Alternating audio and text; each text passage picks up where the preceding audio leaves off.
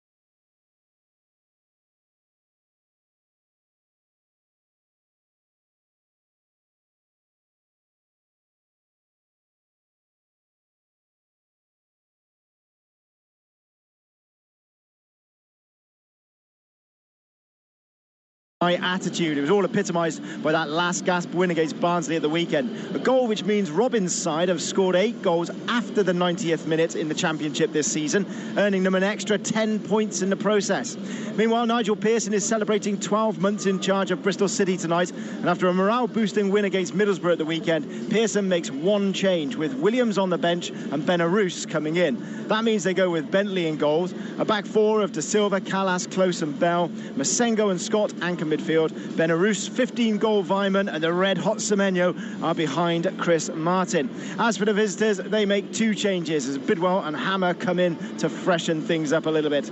That means that Moore's in goals, Hyman, McFadzine and Clark Salt to the back 3, Kane, Hammer, Allen and Bidwell the midfield 4, O'Hare and Matson will play behind Gyökeres. At Ashton Gate, it's Bristol City against Coventry. And this is an 8 o'clock kickoff. Paul Ince in charge at Reading as they take on Birmingham. There for TalkSport, Ian Abrams. Yes, Veljko Paunovic went at the weekend, but come on, hands up, seriously, who saw Paul Ince coming in as interim manager at the Madstad? Well, nobody, quite frankly. It was a real bolt from the blue, a royal blue, and tonight he makes one change to the side that won at Deepdale. It's an enforced one as well. Bauer Raymond came off at the weekend. Tom McIntyre replaced him in the game, keeps his place tonight. So Hayne is in goal. The back 4 is Yeadham, Morrison, Holmes and McIntyre, Drinkwater and Rinamoto. Tom Ince, of course he starts, his dad wouldn't drop him. John Swift and Junior Hoylett behind Lucas Zhao, got a couple of goals at the weekend. No wonder Ian Dantas sounding so happy. Birmingham 18th to the table, but perfectly safe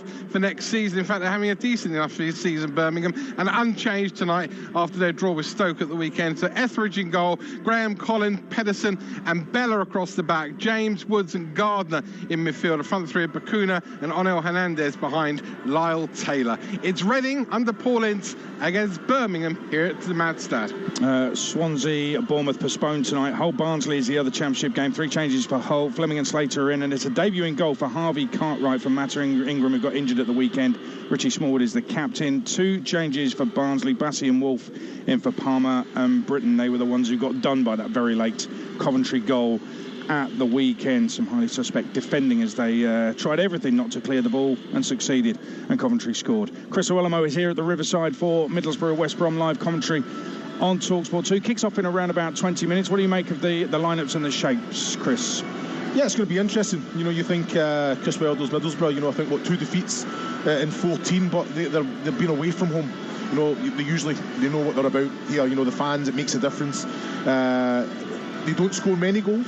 but like you say, they're effective. But what they haven't done is keep clean sheets.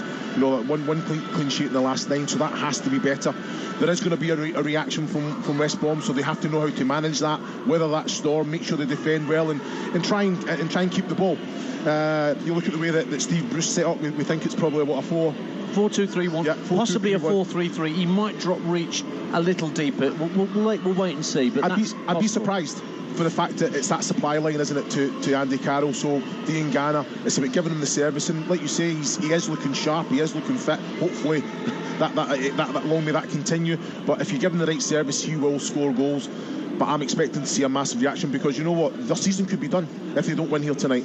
If they can win a game like this, another rival for the playoffs, it could be the catalyst. And it's about getting into form at the right time. And in this, we're in the business end of the season now, Adrian. Wilder's done brilliant since he got in at Middlesbrough, but no Matt Crooks in midfield tonight. So Marcus Tavernier, interestingly, Aaron Connolly's on loan from Brighton here. He's done his fantasy five-a-side from teams, from players he's played with. He's only really played at Brighton and Middlesbrough. Most of them are Brighton players. The one who gets in from Middlesbrough is Marcus Tavernier, who said he's never seen work rate like it. 16k he ran at Man United in the cup tie, and he's going to have to do probably a bit more with Matt Crooks out of the side tonight. Yeah, I think so. Like you say, when you've got that engine and also the quality on the ball as well, it's important. You read the game, you've got to intercept, you've got to break, make your challenges, but it's that in that transition about making the right decisions. Yeah, you can run 16k, it's effective. He's getting into areas, he's stopping play, but it's what he does in that transition with the ball, and he's got that ability as well. So it's like you say, it's no surprise, but 16k is a fantastic return. It's a big blow to lose Matt Crooks' goals from midfield, because that's 9 goals missing from the team. Now, Riley McGree, who's coming in, I saw a lot of him when he was on loan at Birmingham from Charlotte in MLS, and he was all-purpose for Lee Bowie. He played kind of everywhere. This role should actually suit him to a degree, but he's not a goal-getter, Adrian, so I don't know whether it's down to, obviously, Balogun and Connolly up front, and also Sporar on the bench, who's weighed in with some decent goals lately, Andres Sporar. But Tavernier's only got 1 goal, but then he's not really about goals, is he? As you said, it's about doing the ratting and doing the work rate and winning the ball and getting it to the creative players that can do something with it. Big game this here at the Riverside in terms of who's going to finish in the top 6. Middlesbrough West Brom is going to be live on TalkSport 2 tonight. Just download the TalkSport app for free. Swipe left for TalkSport 2. Chris Wilder and Steve Bruce. They met once last season. Bruce's Newcastle handed Sheffield United their first Premier League win of the season, the 12th of January last year. A Billy Sharp penalty securing the points. It's different clubs now, a different division, same managers as Wilder's Middlesbrough take on Bruce's West Brom. On TalkSport this evening, it is Chelsea taking on Lille in the Champions League, an 8 o'clock kickoff. You're listening to the Champions League live on TalkSport with Haycar. Buy a quality check used car with a 10-day money-back guarantee. Search Haycar to find yours. The UEFA Champions League, live on TalkSport with Haycar. Buy a quality check used car with a 10-day money-back guarantee. Search Haycar to find yours. Save pounds at the pump at Morrison's with 7p off every litre of fuel when you spend £40 or more in store until Sunday the 27th of February. So fill up your trolley and fill up your tank for less. Morrison's. Make good things happen. Coupon required. Excludes Morrison's daily and online. Terms, conditions and exclusions apply. See in store for details. Collect by 27th of February. Redeem by 6th of March. Hey, friend. Nothing like a busy day, week, month, last 5 minutes, life to work up an appetite. Makes you want to hit up Just Eat. For your favourite McDonald's, Costa Coffee, Greggs, Zizzi, Starbucks, German Doner Kebab, Creams, KFC, Taco Bell, Subway. No worries. We got it. We got it. We got it. Did somebody say Just Eat? Participating stores only. See justeat.co.uk for details. Builders, it's here, and it's about to save you time and keep you connected with your local depot. It's the new Howdens Trade app. Download it today and start managing your orders right from your phone with the latest order updates and notifications, and streamlined order pickup at your local depot. Stay connected with the new Howdens Trade app. Search Howdens in the Apple or Google Play Store, or visit howdens.com to see why we're the UK's #1 trade kitchen supplier. All across the UK, thousands of people are switching broadband. They've realised if they're out of contract, they could be out of pocket. Switch to Vodafone Superfast Fibre from only £18 a month and you could save £337 on average. Plus, there's no upfront fee to pay. Switch today. Vodafone. Together we can. CPI plus 3.9% annual increase, 24-month plan. Average saving on Superfast 1 versus public out-of-contract competitor monthly prices on 7th of January. Offer ends 31st of March. Subject to credit check availability and terms. Verify at vodafone.co.uk/broadband. How you feel tomorrow starts with high-quality care at your local Nuffield Health Hospital. With consultant-led treatment and unlimited aftercare, our COVID-19 secure hospitals specialise in hip and knee surgery, cataract removal, and men's and women's health. From diagnosis to recovery, how you feel tomorrow starts today. Search Nuffield Health Hospitals. Facilities available at selected locations. Visit nuffieldhealth.com/terms for details. For Betfair, betting is supposed to be fun, a way to play where you're in control. And to help you make the right choice and stay in control, Betfair has created some online tools. They're practical, so you can set yourself a deposit limit or a loss limit, get reminders after a certain amount of time playing with Reality Check, and take breaks with a timeout, so your betting stays fun. To try them out, go to responsiblegambling.betfair.com. 18 plus, begambleaware.org. At Kia, we believe movement inspires ideas. Take the all-new Kia Sportage. Our sporty SUV with a striking new exterior and advanced interior creates the space to get inspired. Available to order now with hybrid electric technology. And you get £500 towards your PCP deposit and 3.9% APR representative when you order by the 31st of March. Search Kia Sportage. Kia. Movement that inspires. 3.9% APR representative, Kia Finance. We've really got the best of the best here today. We're really pleased with it. Yeah. Talk Sport. 15 to kick off here at the Riverside for Middlesbrough against West Brom. It's going to be live on TalkSport 2 this evening. Chelsea-Lille, 8 o'clock kick-off. Champions League is live on TalkSport. Loads of games elsewhere this evening. We've run through the team news in the Championship. League One tonight, 11 games. Leaders Rotherham, home to Morecambe, who lost manager Stephen Robinson to Chris Owelomo's old club. St Mirren this morning. Club legend Barry Roach in caretaker charge of Morecambe, who are fourth bottom. Wigan 6 points behind Rotherham after the 1-1 draw live on TalkSport 2 on Friday night. A couple of great goals in that game. They go to 6th place Wycombe, who had a ridiculous 5-5 draw on Saturday at home to Cheltenham. There were 4 goals in 6 minutes. Sam Vokes got Wycombe's 4th and 5th goals to put them 4-3 and 5-3 up, and the 2 goals were 22 seconds apart, which is unthinkable. Wycombe surrendered a 2-goal lead not once but twice, and the last 2 fixtures before the 5-5 between those two had finished 3-3. Both in 2017, guaranteed goals in that game. Cheltenham are at Ipswich tonight. League 2 tonight, Bradford without a manager have a local derby with Harrogate. Robbie Fowler's applied for the Bradford job. Joey Barton's Bristol Rovers could go to within 2 points of the playoff places tonight as they go to Orient, who haven't won a game in 2022 under Kenny Jackett. Plenty of games in the National League as well, but leaders Stockport not in action, so a chance for Paul Cook's Chesterfield to make up ground. They host Wrexham, who are in 7th, which is the final playoff place. And Boreham Wood are at Torquay tonight. I'll be hosting Game Day Live from Boreham Wood on Saturday afternoon ahead of their FA Cup 5th round tie next Thursday at Everton, which is live on TalkSport. The world's biggest sports radio station now offering you a choice this evening. Champions League commentary of an 8 o'clock kick-off at Stamford Bridge as Chelsea take on Lille in the round of 16. While here at the Riverside, it's live, exclusive Championship commentary of 2 clubs desperate to get back into the Premier League. Middlesbrough take on West Bromwich Albion with the former Burnley, Wolves and Watford striker Chris Owelomo alongside the pick of the bunch, Ian Danta. Well, that's on TalkSport 2. To get that, download the app for free, swipe left and on TalkSport. Let's remind you of the teams for Chelsea-Lille at Stamford Bridge with your commentator, Jim Proudfoot. And there are 3 changes for each from their respective league games over the course of the weekend. But the headline team news for Chelsea is the omission of Romelu Lukaku, a man who scored 329 goals in his career, and he's still only 28. But deemed surplus to requirements tonight. He's down on the bench, so too Malang Sarr, victim of the change of system, and Jorginho's left out in the midfield. Recalls for Cesar Azpilicueta, who is back after a groin strain. Mateo Kovacic is recalled, and Marcus Alonso returns for the 350th game of his career as Chelsea revert to a back 3. It's Mendy in goal, Christensen, Silva and Rudiger, Azpilicueta, Conte, Kovacic and Alonso, Ziyech and Pulisic, and Havertz up front. And the bench for Chelsea: Jorginho, Lukaku, Werner, Loftus-Cheek, Chalobah, Saul, Kennedy, Sarr, Vale, Mason Mount, who's back after injury, and the keepers are Kepa and Bettinelli. Lille's 3 changes see a swap at right back, where Gabriel Gudmundsson is replaced by the Turkish international Zeki Çelik. Renato Sanchez is fit again after a groin problem and starts in midfield, and Amadou Onana is recalled in place of the out-of-form Turkish international striker Burak Yilmaz.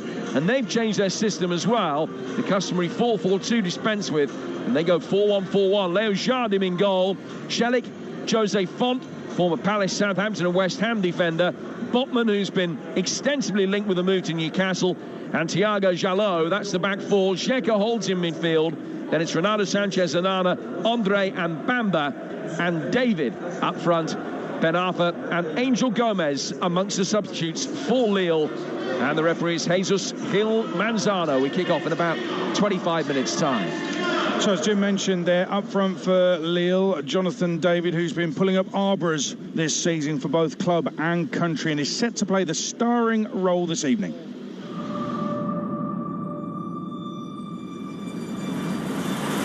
Coming to a team near you. Jonathan David!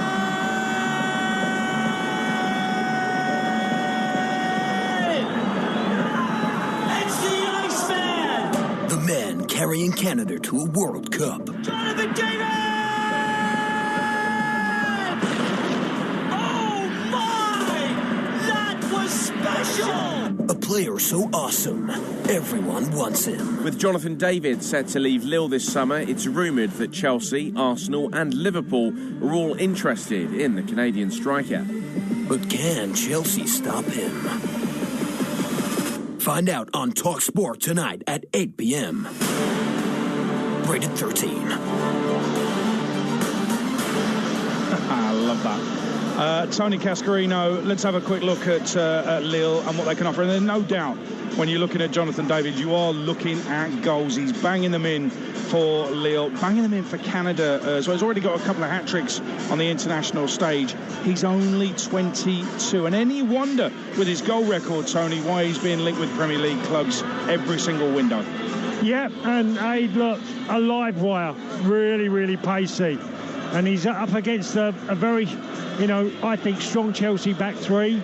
So he's going to find it tricky tonight, find space, because there'll be times there'll be an isolated aid. Whether they can get Bamba and Sanchez alongside him to give him a hand, he's certainly going to need that tonight. There'll be a special night. Whenever you play Premier League teams, and let's face it, they are the best in Europe at the moment, and certainly Chelsea's the champions of Europe. It's a huge test for him as a player. Look, 22 years old, still really young. But I'm also looking forward to is watching Sanchez. Renato Sanchez, who was a teenage star, went to Bayern, didn't quite work out. He's had to re-find his career via Swansea, and whatever he's done, it just seemingly he had a great year last year, Aid. And for him, like David, another big test. It is. And then let's just put this into context. When you say a great year, this Lille side, who, when you look at Ligue 1 now, they're mid-table, not doing anything. It's been all changed. Manager went. But for them to overhaul PSG, it's an incredible feat when you think it through. Those players who did that, the Jonathan Davids, the Renato Sanchez, all those players who have done that and got that Ligue 1 medal last season for winning the title ahead of Paris Saint-Germain, they must feel 10 feet tall all the time. Absolutely, Aid. I mean, it was an astonishing feat. We always reference Leicester City. I'd put Lille's remarkable, season last year with the manager, by the way, Ada played with. Last season was Christophe Galtier, who's now at Nice. He's had an amazing career. I can't believe no one's linked him to England, because he won the Saint-Etienne's first trophy since 1981. He's won the league with Lille, and he's won a trophy with Nice already this season. They're riding high just behind PSG. So, what happened last year seemingly was a one-off time in French football. But fair play, because they were a really tough nut to crack last season. Hey, they defended brilliantly, and Yilmaz had a season at 35 years old you could only dream of, and fair play to him. It was that special feeling in sport sometimes when underdogs and big underdogs can do something so amazing. You can leave Gaultier at Nice. That's my French team, by the way. They're doing okay in third. Knocked Paris Saint-Germain out of the cup on penalties on their own patch in the capital. So he's staying exactly where he is. Thank you very much. And that'll be Champions League football next season. But back to Lille. How do they go? How do they feel now, having gone from deposing Paris Saint-Germain, upsetting the odds, being so brilliant, and now they're mid-table? Yet they're still in the Champions League. Who knows what's going to happen in the Champions League? If they can finish above PSG last season, they might even be able to win the Champions League. We don't know, but they are mid-table in Ligue, and that's a bit of a come-down. Yeah, but I think it's inevitable, Aid. You know, I think it's a really massive ask to go win champions and the achievement and then go back the year after and, you know, maybe everything went their way in some, and they deserved it because of the effort they put in. But I just think to expect Lille to be challenging again this season would have been just a ridiculous ask, and I'm not surprised they're mid-table. Look, let's remember something, that even though they would have got to the Champions League, I don't think many people would have said they'd have topped their group, you know, which they did in a very tough group, by the way. They've managed that. That's a great achievement by Lille. And also, when I say mid-table, they are, when you look at the table, but they're 3 points off 6th place. So it's a little bit misleading, the mid-table thing. But they're certainly not doing the amazing things they did last year. But that's very difficult to match that kind of achievement, especially when Paris go and sign Messi, even though he hasn't ripped it up this season. Listen, in terms of the shape, as Jim was saying, regularly 4-4-2, but they've changed it, tweaked it to 4-1 tonight. I mean, we'll only really know how that plays out once the game gets underway, Tony. But what do you think's the thinking behind that? Well, I would imagine they're going to keep it as tight as they can. They want to suffocate Chelsea. You know, in two centre-halves in Botman and Font, they're two solid players. You know, they don't give too much away. They're pretty dogged. They're a little bit like Wolves who don't give you much aid, and that's how Lille play. I watched them get, well, taken apart by PSG 5-1 in a league game, in Ligue 1, not so long ago, Aid, and on that night, Mbappe just ripped them to pieces. But then how many Mbappes are there in world football with blistering pace? I personally think it will be, because of the away goals rule that doesn't exist this year, Aid, I think there'll be teams that feel like a 0-0 is a much better result this time round. If they can keep it that way, they'll do everything they can to keep it a 0-0. I think it's going to be a lopsided formation of the four in midfield for Lille. I think that Jonathan Bamba will play as an orthodox left winger, but Renato Sanchez will drift into the half space on the other side on the right. And judging by what Gourvenec, the coach, has talked about, where he feels that the weakness in Chelsea is in wide positions in the transition. If Lille can turn the ball over quickly and get it on the counter-attack, with the fact that Chelsea have gone back to a back three tonight, I think that that's a reason that he's gone with an extra body in midfield, because it will give the licence to Sanchez and Bamba to try and get in behind Marcus Alonso and Cesar Azpilicueta. I think that's probably the thinking behind it. It's going to be very interesting to see how it all plays out once we get underway. Live on TalkSport at 8 o'clock, Chelsea taking on the French champions Lille. In the championship here at the Riverside, Middlesbrough and West Brom are out there just a couple of minutes away from kickoff. You can hear live commentary of this one. It's live and exclusive across the nation, only on TalkSport 2. Download the TalkSport app for free. Swipe left for TalkSport 2. And of course on the TalkSport app as well, all sorts of goodies for you. You can go back through the schedules and listen to old shows. You can find out what's coming up with the forthcoming schedule as well. Whole list of live games, live commentaries are on that app as well, and a whole bundle of podcasts, some of them award-winning, some brilliant ones as well, including the Game Day podcast, Sam Face, Alex Crook, and one other, previewing and reviewing the football from the weekend on a Monday and a Thursday. That's when they get uploaded, so make sure you listen to those. The TalkSport app, free and easy to use, and you can get it from where you get your apps, and there's so much to it as well.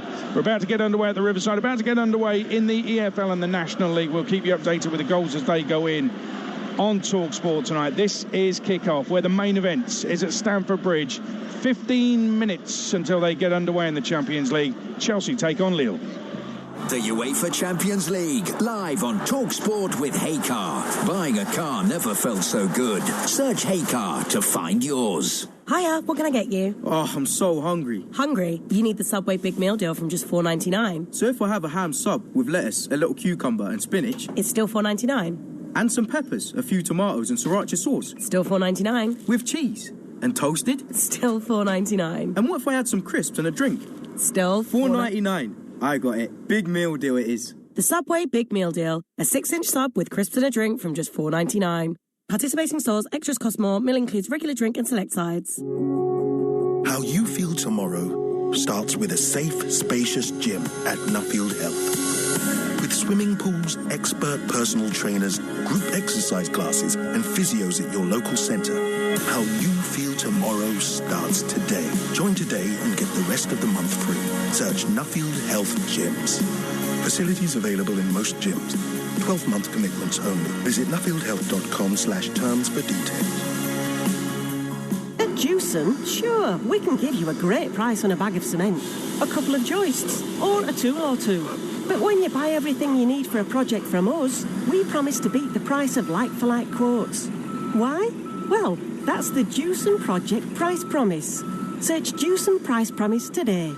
Quotes from £500 to £10,000, excluding VAT at 20% with at least 5 different products. You need a Jewson account to qualify. Offer ends 28th of February 2022. T's and C's apply. My prostate cancer was thankfully caught in the nick of time, but it shouldn't be down to luck. Men at higher risk are aged over 50, those with a family history of the disease, or black men over 45. Check your risk of prostate cancer now. Search Risk Checker or visit prostatecanceruk.org. Men, we are with you. Hold on to your mugs. EE's Full Fiber is here. New broadband that can handle anything. And whatever you think that means, times it by a zillion and dip it in chocolate. Because this broadband connects 100 devices in your home. Search EE Full Fiber. 18.3% UK availability. Check coverage at ee.co.uk. Winner. Can you hear it? That's a winner. And another one. That's the sound of sweet, sweet, epic downtime. With a winner every second on PokerStars Casino, nothing never sounded so good. Join PokerStars Casino today and get 50 free spins on sign-up. Are you in? New casino players subject to account verification, valid on selected slots, 7-day expiry. Terms apply. 18 plus, play responsibly. BeGambleAware.org. Hey, friend. Nothing like a busy day, week, month, last 5 minutes, life to work up an appetite. Makes you want to hit up Just Eat. For your favourite McDonald's, Costa Coffee, Greggs, Zizi, Starbucks, German Doner Kebab, Queens, KFC, Taco Bell, Subway. No worries. We got it. We got it. We got it. Did somebody say Just Eat? Participating stores only. See justeat.co.uk for details. UEFA Champions League football. What a hit! Live on Talk Sport. What an opportunity for Romelu Lukaku. Lukaku goes over the top, takes a lovely touch, shrugs off Davis and should score. He's on trial still at the moment after what's happened in recent weeks. So it's a big game for him. I think it's a very frustrating time for him, but to have 7 touches in a game and one's a kick-off and another's a clearance, it clearly tells you that he's very frustrated. If he gets 7 touches and he scores the winner, the conversation probably doesn't even happen. We demand a lot from our strikers in terms of defending. We want to be a physical, hard-working group, and that's maybe plays a part. The Palace ball boy had more touches of the ball than Lukaku. Ball boy 8, Lukaku 7. Just open that left foot up and curl this past Lloris, and he goes and side foots it towards Havertz in the 6-yard box. Surprised me that from Lukaku. It's sometimes like this with strikers if they struggle a bit in self-confidence. It's of course not what we want, and of course not what Romelu wants, but it's not the time to laugh about him and make jokes about him. He is in the spotlight, of course, and we will protect him because he's our player.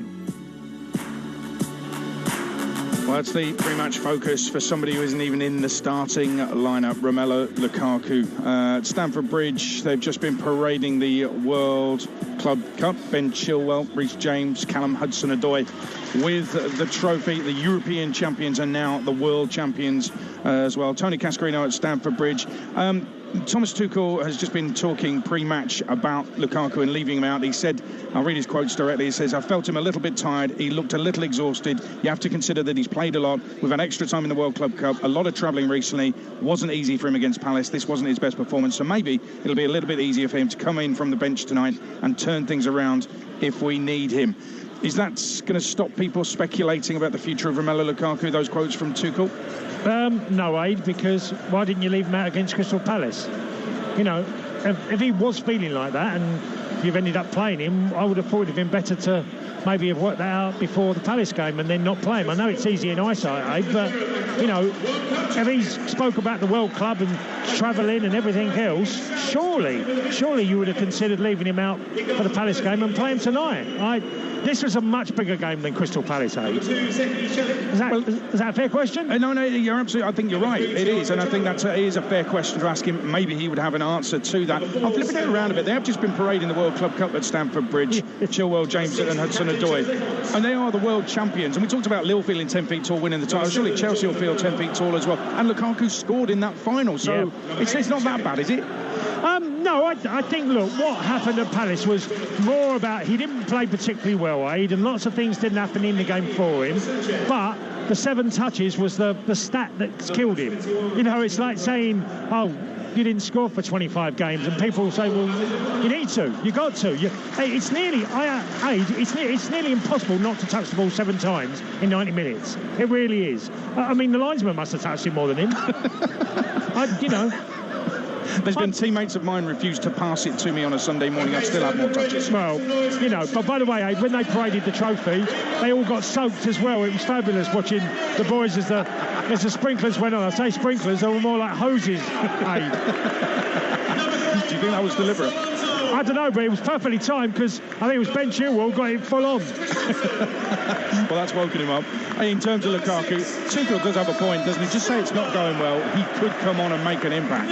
Yeah, well, that's what you hope for as a coach or, you know, as a player. If you're given that opportunity, boy, you've got to take it. It's no good coming on and not making an impact. We know what Lille are going to do. We're pretty sure they're going to try and stifle Chelsea, make it as difficult as they can. Lukaku will get some part of this game, I'm sure. So let's have a look at who he has picked up front. Kai Havertz, who's got those 2 golden goals, if you like, in finals for Chelsea. He is tasked with being that number 9. And yes, there's other goal scorers in there. What have you made of him so far? I think there's still Chelsea fans who, despite the golden goals he's scored, are not totally convinced. No, it's a hard one because he's got so many great attributes, Aid, where he's brilliant. He's actually really quick. He just doesn't show it often enough, and he drifts in different positions and never really sticks in one. I'm hoping there's more to come. You have to remind yourself he's still a very young man and had a big move from Bayer Leverkusen to come to Chelsea, which was a huge challenge. If you'd have told him at the very start, by the way, you're going to be in the club world champion team, you're going to get the goal that wins you the Champions League, you know, we could all say, well, that's the great side of it, but he has to do more on a week-to-week, game-to-game basis, And what about Hakim Ziyech as well? Because I think people had doubts about him, whether he's going to stay the course at Chelsea, but he's been the consistent frontman for Chelsea in the last few games. He's played really well.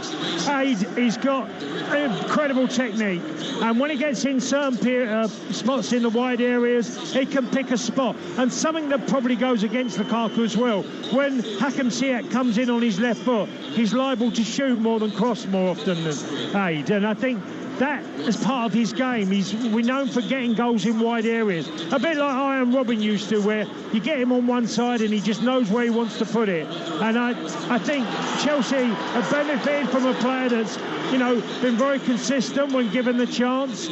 I'm a bit disappointed, like you. I thought Mason Mount might play in that position, but he hasn't made the starting lineup.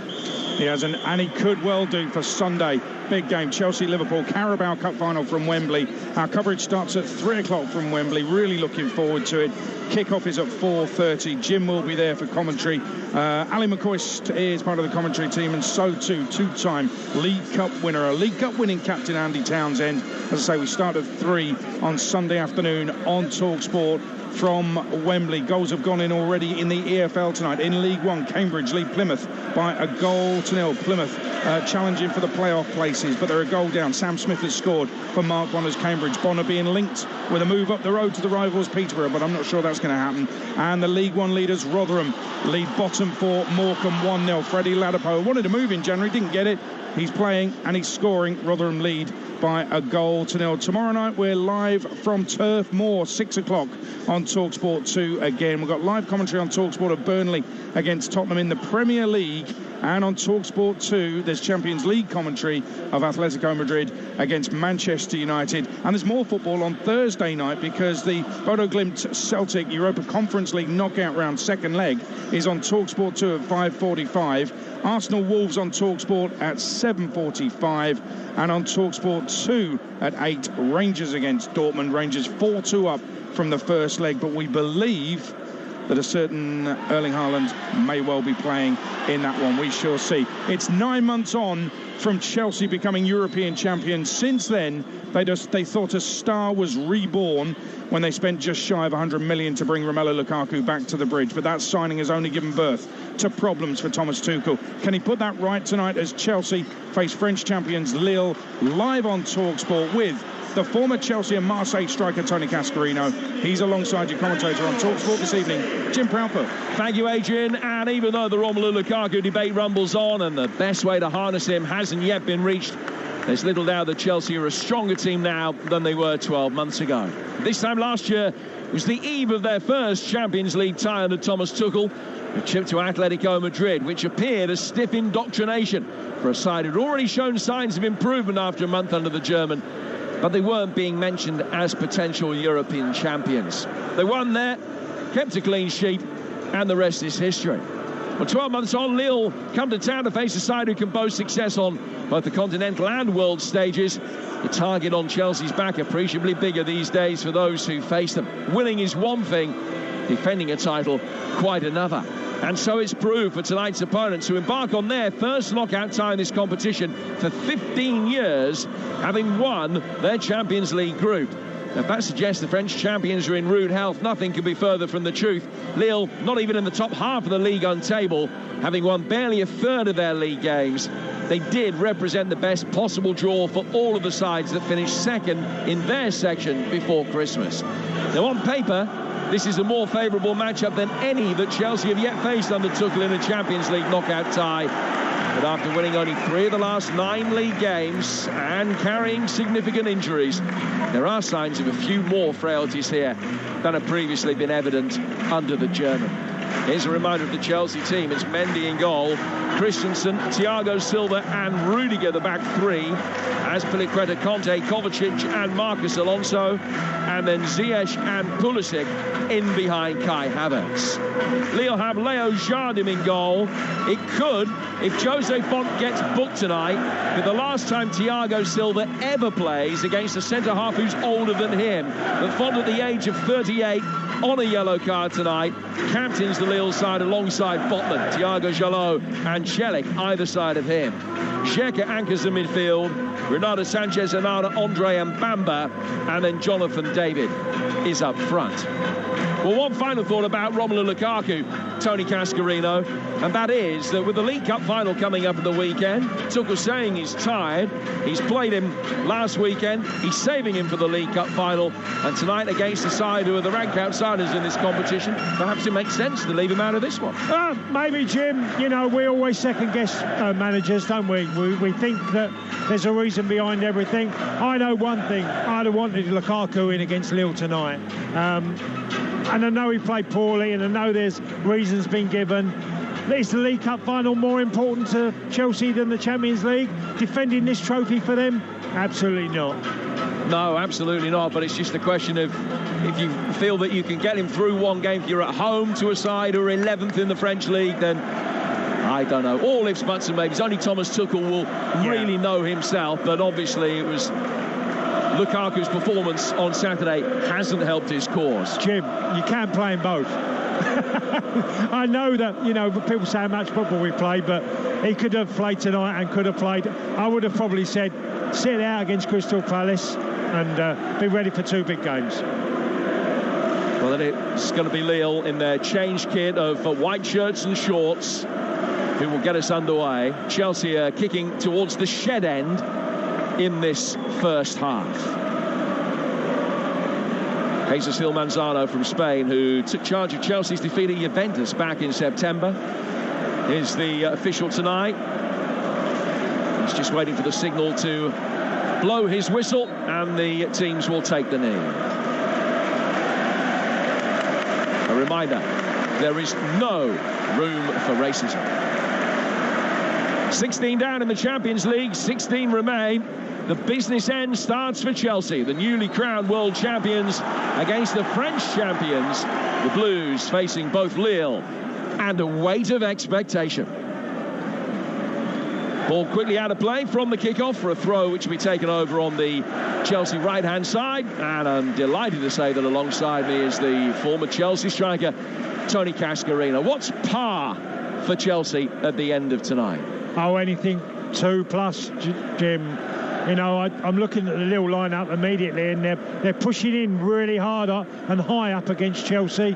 Mendy's already getting pressured, as Rudiger is likewise. They're going in to go really high up the pitch against them. Now Chelsea have played round the first press. Marcus Alonso into the feet of Havertz and down towards the left-hand side for Pulisic. Pulisic dragging it inside, gets away from Font to Ziyech towards the edge of the penalty area, in towards Kai Havertz. He had Pulisic to his right, but he couldn't quite find him. And slightly nervously, Zeki Shelik is able to help Lille get it away. Renato Sanchez looking for the run from Onana, who will be the central midfielder who's going to push forward and try and join up with the attack. Lille recycle it over towards the left-hand touchline, but Chelsea have done really well to win it back with Azpilicueta in a high position. And now Ziyech will bring it forward, turn it back inside the penalty area.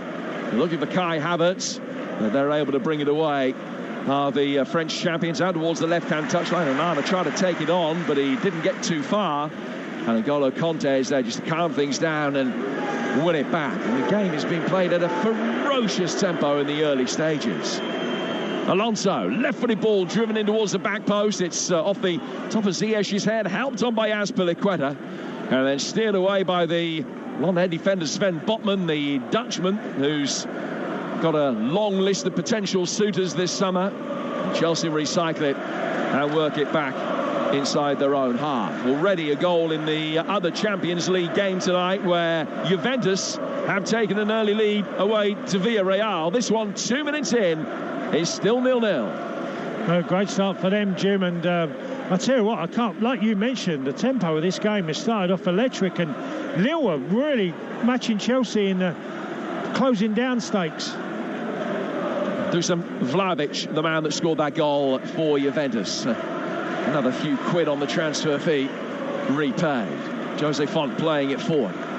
0-0 here at Stamford Bridge on almost unseasonably warm evening after the storms that we've had, and a little bit of rain in this part of the world today, this morning, but it's dry, conditions pretty good, no breeze to speak of to make life difficult, and the ball out of play for a throw that is taken on the right-hand side. Other goals in the early stages: Shrewsbury leading Portsmouth by a goal to nil in League One. In League Two, Bradford City without a manager at the moment after the dismissal of Derek Adams. And Bradford leading Harrogate by a goal to nil.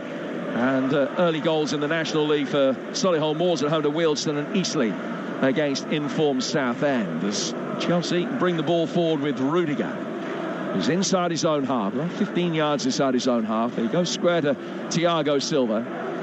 An opportunity for him to knock it square to his right-hand side for Christensen. Back for Thiago Silva again. Rudiger down towards Marcus Alonso. Chelsea playing with a back four at the weekend at Palace, but reverting to their more customary 3-4-2-1 tonight. It's a lovely switch of play out towards Azpilicueta, who then gets it back from Ziyech. Right-footed ball is in, and Havertz has put it over the bar. He's only about 4 yards out. Great movement, brilliant move, everything perfect apart from the finish, and he just got his foot underneath it and scooped it over the bar. Great chance. Should have scored, Jim. I mean, look, it started with a great ball from Rudiger, a long diagonal with his left foot, spread the play, got it into Azpilicueta. It gets played in, and a great ball across the face of the goal, and Havertz comes onto it. He just gets too much on the ball, but a glorious opportunity for Chelsea to go 1-0 up. So an early sign of the ability to be able to break this Lille defence down. They have only kept one clean sheet away from home in their last 17 games. Now, Lille not expecting, I wouldn't imagine, on the back of that to be on the train tonight, on the back of a 0-0 draw. And certainly the way that the game has started, with 5 minutes of breathless fare behind us. It's a game that both sides have been on the front foot and are anticipating that they're going to be able to expose defensive frailties in the opposition, but it is still goalless at the moment. Yeah, and I'm watching Jonathan David, who's standing up alongside Thiago Silva. What a huge challenge because of the experience of Silva. It's going to be a handful for him tonight. He's scored 21 goals for club and country already this season, Jonathan David, and his international goal-scoring record is sensational. 20 in 27 games for Canada. They have possession over on the far touchline with Thiago Jalot playing it forward, and a free kick won by Lille. A couple of yards in from the left-hand touchline. Almost exactly the same position that Plymouth Argyle scored their goal at about this stage of the FA Cup tie here. A couple of yards in from the left-hand side, and an opportunity to swing the ball inside the penalty area with Chelsea trying to keep a high line on the edge of the box. Yeah, Bamba there got the better of Ashpilicueta. Great position. Whipped in ball. It's going to be right-footed. An in-swing up, that's for sure. Jose Font is forward. Sven Botman is in there as well. Botman trying to make a darting rope in towards the near post. And Nana was the target. Clear before it got to him. And then back through a crowd of players. But Xhaka's effort just dribbles innocuously wide. Yeah. And out of play for a goal kick, which Mendy will take. 0-0 with 6 gone on TalkSport. Yeah, never really an effort that could get under control and power. But a good free kick in, and again Thiago Silva gets his head to it, gets it away, does that brilliantly. He's always effective in both boxes, Thiago Silva. Villarreal 0, Juventus 1 in eastern Spain tonight. The other Champions League tie. 4 games in the Championship. And a reminder that Middlesbrough against West Brom live for you right now over on TalkSport 2 as Chelsea bring it forward. Pulisic to Havertz. Havertz onto his left foot, good save. Really good stop from Leo Jardim, diving away to his right. He got a solid palm behind it. He would have been disappointed had it beaten him, but nevertheless he got the angle right with the save to make sure he didn't beat it out to the onrushing cavalry of Chelsea players. It's a corner. Yeah, great play. Pulisic runs through and keeps carrying the ball and then plays it to Havertz, who jinks back with a little feint onto his left foot, and great save by the keeper, Yarman. League 2, Colchester 1, Hartlepool 0. First corner of the night, a left-footed away swinging from Ziyech, and it's in. Well, that was simple for Chelsea. Just right foot in towards the near post. A fantastic delivery from Hakim Ziyech. The head's going up for him. Kai Havertz have got the touch just to nod it into the ground and into the top left-hand corner. First set piece for Chelsea. The Lille backline exposed. And Chelsea lead it by a goal to 0. Maybe the coach was right, Jim. Maybe it was the right decision to play Havertz. And boy, he started off the opening one. We're in 7 minutes of the game. He's had 2 chances.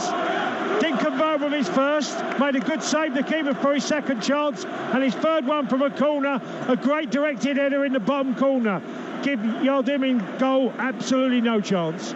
Well, he is the man that scores big, significant goals for Chelsea.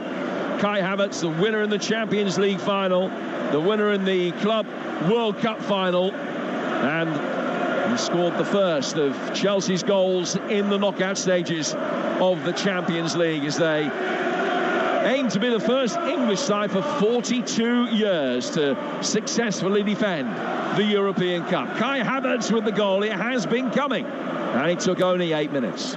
Lukaku would have been proud of that one, Jim. That was a Lukaku header. Well, he got the direction absolutely spot on, heading it into the ground with power, looping up into the top left-hand corner of the net. Yeah, great header. Loads of power on it. Directed it perfectly, as Jim said, and gave the keeper no chance. Well, you don't think that that's going to discernibly change the Lille game plan at all, because they've been trying to get at Chelsea from the first whistle anyway, but yet another game away from home where they haven't been able to keep a clean sheet. Font plays it forward into the midfield for Andre. Now Botman out to Jalot, and he works it in towards the defensive midfielder Xhaka. Back for Jose Font again at 38, working into his left for the much younger Sven Botman, and Lille just getting a little bit more of a touch of the ball in the midfield. Trying to win it back again with Jalot, beating Ziyech to it over on the left-hand touchline. Wycombe 1, Wigan 0 in League 1, with Wigan second at start of play, finding themselves trailing 2 games in hand and 6 points adrift at the start of the night. Rotherham, the League One leaders, also in action and leading Morecambe by a goal to nil already. We'll keep you updated with all the goals as they go in over the course of the night. As Renato Sanchez plays it forward. It's an excellent run down the right-hand side from the Lille back line. Good ball in from Shelik and knocked away. Out of play for a throw, which will be taken on the Lille right-hand side. But the coach talked about the transitions being important, the ability to be able to get in behind Chelsea's full-backs or wing-backs, whichever it would be. It is the latter, and that was the first time that Shelik was able to get forward to expose what Gourvenek thinks might be a frailty. Well, he certainly got in behind Alonso there. Renato Sanchez firing it in, and it looked a routine clearance, but Rudiger sliced it over his own bar, and not much over his own bar. It's a corner. Yeah, it would have been a fabulous own goal because he's completely shanked it, and it's luckily for him gone over the bar, and Mendy was left stranded. A corner for Lille here. Chelsea scoring from their first corner. Lille hoping to reply in kind. It's going to be Bamba to take it. In towards the edge of the 6-yard box. Heads go up for it. A bit of pinball inside the 6-yard box. And it might break here for Andre, who gets a right-footed shot in on the turn, which was well blocked by Silva. Then as it's fired back in, Silva blocks the Bamba cross as well. And Renato Sanchez, poor touch, sees the ball drift away and out for a throw that will be taken by Chelsea. Chelsea leading, but Lille with a little purple patch there, just showing that there's very much some life left in this. Yeah, there's going to certainly be more goals in this game. Ball out of play for a throw, which Chelsea will take. The first championship goal of the night is at Ashton Gate. Here's Lawrence Mora. Where it is, Coventry, Bristol City 0, Coventry 1. Bristol City have done all the attacking. They've been hit by the sucker punch, though. Ball from the right, over the top, and a left-footed finish from Ian Matson. Fantastic left foot drive. Bristol City 0, Coventry 1. Jonathan David trying his luck from distance. Rifles one over the bar. Barnsley, bottom of the championship, lead at Hull City with a goal from Callum Stiles. And there's been a goal at the Riverside. Adrian Durham. The drought is over. It is Middlesbrough 0, West Brom 1. Jason Malumbi from midfield. There's a bit of pinball. It was half cleared. He poked it home with the keeper stranded. And West Brom have actually scored a goal. They lead. It's live on TalkSport 2. Middlesbrough 0, West Brom 1. And that's the first goal that West Bromwich Albion have scored away from home in 614 minutes. They lead at Middlesbrough. So in the championship, Bristol City 0, Coventry 1, Hull 0, Barnsley 1, Middlesbrough 0, West Brom 1. And that game live for you right now over on TalkSport 2. This one in the Champions League tonight in West London. Chelsea leading Lille by a goal to nil. And the ball played for Hakim Ziyech. She's turned away by Jalot. And out for a throw that Azpilicueta will take. Jim, I was thinking as the game's progressing is that no Jorginho in midfield, and the ball is definitely moving far quicker from the midfield position to the forwards. David chasing a ball that's poked down the left-hand touchline. Very well covered from Thiago Silva. Back for Mendy, who's playing the 200th game of his career tonight. Edouard Mendy, wonderful record in the Champions League. In 2021, he played 12 Champions League ties, 9 clean sheets, and only let in 3 goals. I'm hoping that 2022 is every bit as successful. Equaliser in League One for Portsmouth at Shrewsbury. That's 1-1. Renato Sanchez on the right-hand touchline here for Lille in their white shirts and shorts. And they won another corner, which will be taken on the right flank. First one just causing a few problems in that Chelsea penalty area. And what will Bamba be able to do from this one as he trots across to take that corner? Ball just in the corner quadrant. Bamba will pick it up and just spot it down right on the very edge of the quadrant. Two-step runner, right-footed ball, fired in, took a little near-post flick off Andre, and then was fired wide by Anana. Pretty much unsided as he came onto it, and he scuffed it wide out of play for a goal kick that will be taken by Mendy. Chelsea, a goal up with 14 minutes gone. Well, the concerns for Chelsea here will be Lille trying to get in behind Alonso, most certainly. And every time Renato Sanchez is making runs in now, and so is Jonathan David. So it's something Chelsea have got to be very conscious of. Chelsea in possession with Conte getting it away from Anana. Play towards Azpilicueta.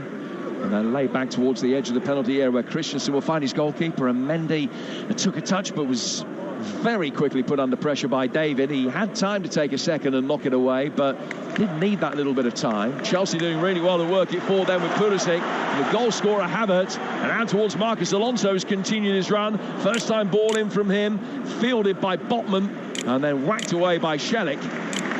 And Lille get away over halfway into the feet of Thiago Silva. Now he finds Rudiger. And Rudiger will bring it forward and then give it away, pass it straight to Renato Sanchez. And he can push forward down the touchline. Rudiger coming across to atone for his initial error. Slides in and puts it out of play for a throw. It's just a poor pass, an uncharacteristically poor pass from him, but no harm done from a Chelsea perspective. No, and the crowd love it when Rudiger, you know, he makes a mistake and immediately recovers and gets the ball back and, OK, gives away a throw-in, but he's always going to be a crowd favourite at the Bridge. Kante can bring it forward. Havertz coming to meet it. Jose Font was with him. Alonso clipping it forward over halfway. Pulisic with time to turn, and then beautifully turn the other way under pressure from Andre in the midfield. Conte's footwork was expert under pressure, and then Pulisic sends it wide out towards Azpilicueta. Azpilicueta running towards the edge of the penalty area. Pulls it back for Conte. Right-footed ball chipped forward. Havertz can take a step outside the penalty area, chest it down. Far left-footed ball in towards Azpilicueta. Conte coming to meet it, but it was taken off his toes by Bamba. Much of the fury of Thomas Tuchel on the edge of the technical area. Now Bamba will be able to bring it forward through the midfield before David wins a free kick. A couple of yards inside Chelsea territory. He got back on his feet quickly, put his left hand on the ball to stop it, took the free kick as quickly as he could, and then missed Bamba from 10 yards and put it straight out of play for a throw that will be taken by Chelsea over on the right-hand touchline. A little bit eager there, David. You know, a foul's being committed by Thiago Silva, coming in from behind. He takes it so quickly that they just can't get to the ball and it runs out of play. But it's about the best I've seen Chelsea open a game for a long time, since Juve, when they beat them 4-0 at the Bridge. First 16 minutes, 17 minutes of this game, Chelsea have been really bright going forward. Yeah, they were fantastic that night against Juventus. It was a real lesson delivered, underlining the pedigree that Chelsea have in this competition. And they've started well again tonight. 17 gone. It is 1-0 to Chelsea. You're listening to Chelsea against Lille in the Champions League. It's live on TalkSport with Heycar, via Quality Check used car with a 10-day money-back guarantee. Search Heycar to find yours. In League One, Freddie Ladapo scored again. Rotherham 2 up at home to Morecambe. Shrewsbury 1-1 with Portsmouth, but Shrews down to 10 men after Josh Vela was sent off. Hakim Ziyech able to bring the ball forward for Chelsea. Gets towards the byline. They're trying to take on Jalot. He's laid it back for Conte. Right-footed ball clipped in from him. Marcus Alonso with a left-footed volley. Peeled round the back of Zeki Celik, but it was comfortably saved by Leo Jardim in the Lille goal. Well, Ziyech carried the ball brilliantly down the right side for Chelsea. Cut inside, laid it back for Conte. Conte putting the ball at the far post area, and Alonso, who loves it on his left foot, got the direction but couldn't get the power to beat the keeper. Jardim. Ziyech trying to roll in Azpilicueta, and he wrapped his right foot around it, but it drifted out of play just after he did so. Goes out for a goal kick, which Leo Jardim will take away to our left-hand side. Azpilicueta scored the winner the last time the two sides met here in the Champions League a couple of seasons ago in the group stage. Chelsea winning it by 2-1 with Tammy Abraham, Chelsea's other goal scorer that night, and Loic Remy scoring Lille's goal. Chelsea got a poor record, a surprisingly poor record though against French opposition. They have only won one of their 4 two-legged ties against French sides, and that was when they beat Paris Saint-Germain in the quarterfinals of this competition some 8 years ago. But already a goal to the good here, and good value for it as well as time has gone on. Rudiger turning the ball back inside his own penalty area for Edouard Mendy. Rudiger, who's come closer than anyone to scoring for Lille tonight with a slice on a Renato Sanchez cross, which only just went over his own bar. It's Thiago Silva, who's played in the last couple of finals. Christensen now playing it forward. Botman making life difficult for Ziyech, and then Jalot hooks it over his own shoulder. Retreating, Christensen can head it away. Brought down on the left-hand side of midfield by Bamba. Picked up in the midfield by Andre, but he's shown too much of it. Kai Havertz, and Chelsea have turned over possession in a dangerous area. Marcus Alonso quickly makes ground to Havertz's left. He then flicks it in towards Pulisic and gave him little chance of being able to do anything constructive with the pass. It was a poor one from the Spaniard. And then Lille win the seconds further upfield with Renato Sanchez. Sanchez able to turn neatly in the midfield and then clip it forward for Bamba's run. Mendy coming outside his penalty area. He got there. It was a close run thing, but good anticipation from him. He read the situation very well.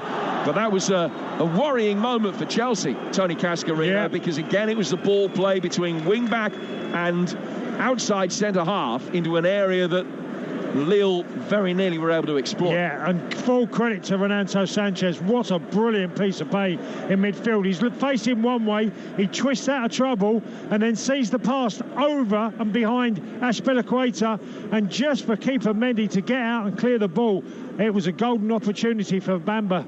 Nearly got in. It was a really great bit of play, though, by Sanchez. Those are the thoughts of Tony Cascarino here on TalkSport alongside me, Jim Proudfoot. Chelsea leading Lille by a goal to nil.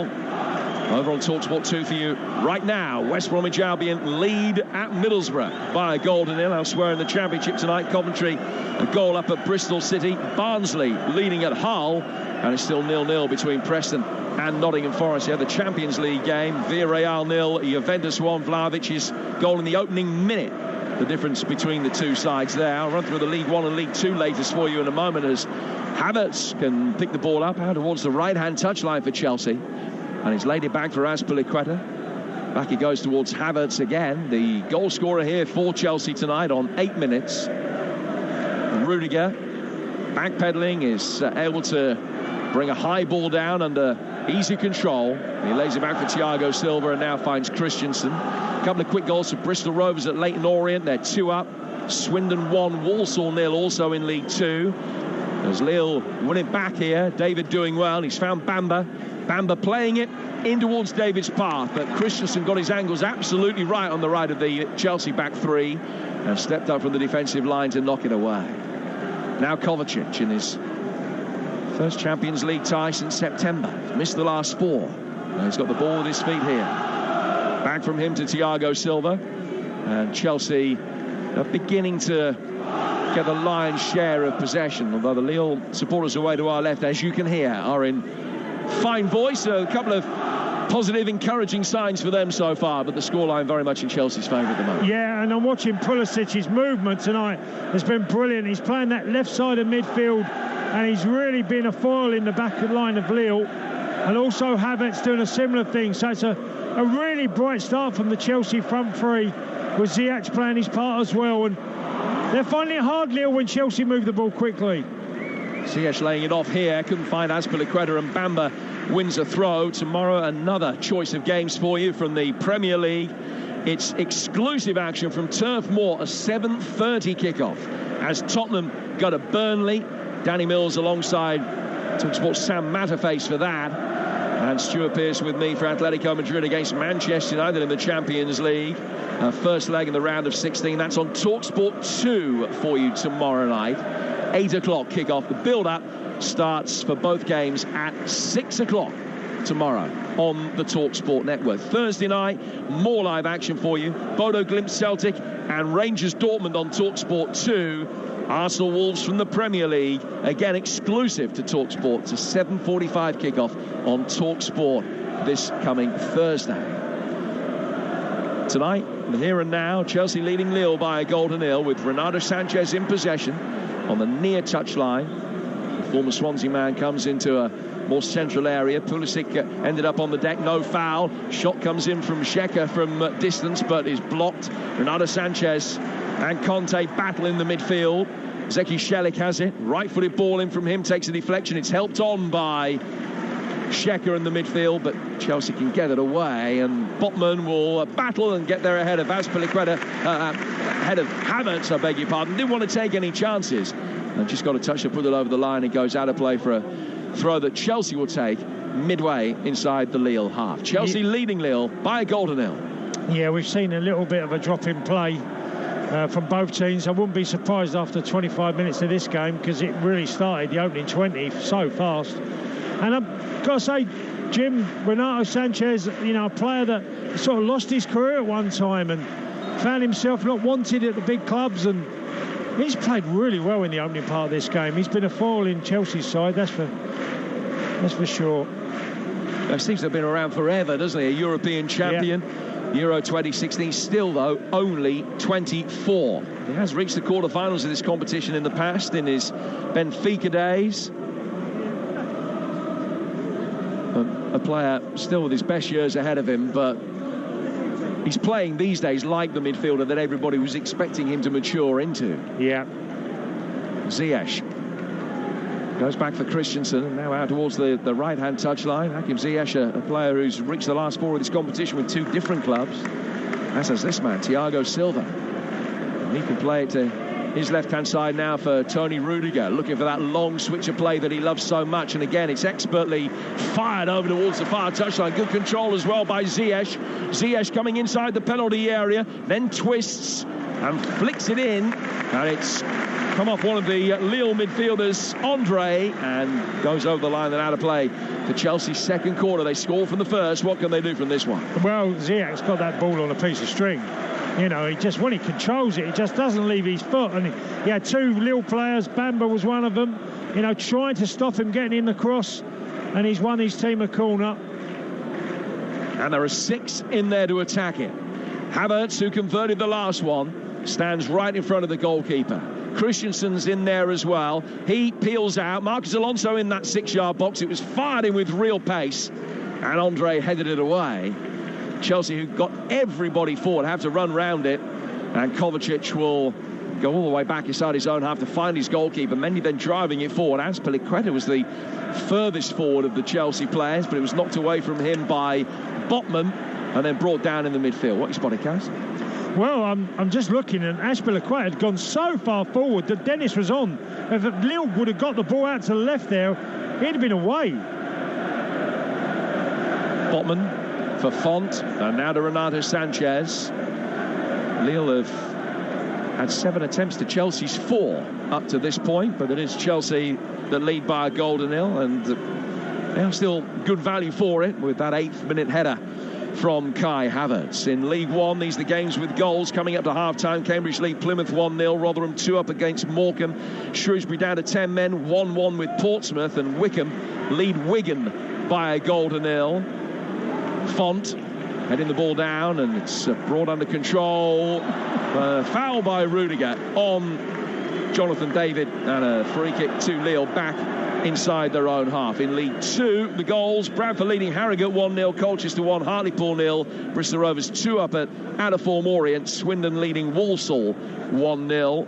And a reminder of the other Champions League tie tonight: Villarreal 0, Juventus 1, as it's been since the opening seconds. That one going with the form book, so too this one with Chelsea a goal to the good. He does make me laugh, Antonio Rudiger.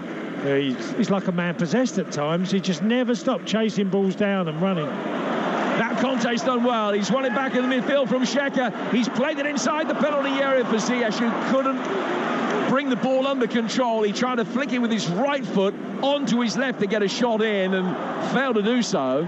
Conte has then fouled Jalot, and the referees played a decent advantage with Lille in possession. They'll work it down towards the right-hand side for Renato Sanchez. Zeki Shelik made the run to his right. David made a run through the middle. That was the one that he tried to pick out, and he very nearly found him. David making the run between Rudiger and Thiago Silva. The ball just a fraction too heavy. That was a chance for Ziyech, and he had his head and his hands afterwards because he knew he made a mistake when Conte broke through, won the ball brilliantly, then sets the ball for obviously Hatem Ziyech. And he takes it one touch and then looks to be really precise and get on his left foot and just dwells on the ball and gets caught for a good opportunity. Couple more goals in League One. MK Dons ahead at Charlton, and Cambridge 2 up at home to Plymouth. Mendy driving the ball out towards the far side. It's gone out for a throw that'll be taken by Thiago Jalot over on the far touchline. The young Portuguese left back,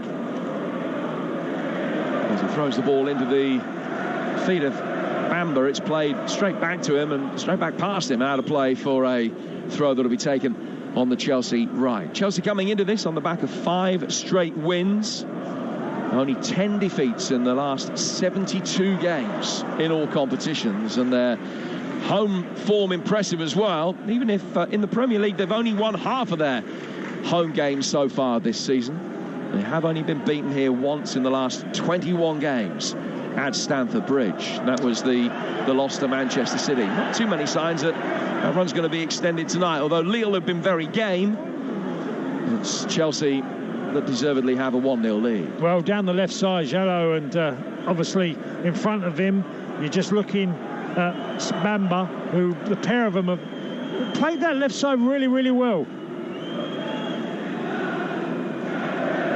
Onana coming forward onto it now, just loses out, comes off the foot of the Belgian, and out for a throw that will be taken on the Chelsea right-hand side by Cesar Azpilicueta, midway inside his own half. 1-0 to Chelsea. And Azpilicueta just waiting for a little bit of movement ahead of him. Havertz supplies that.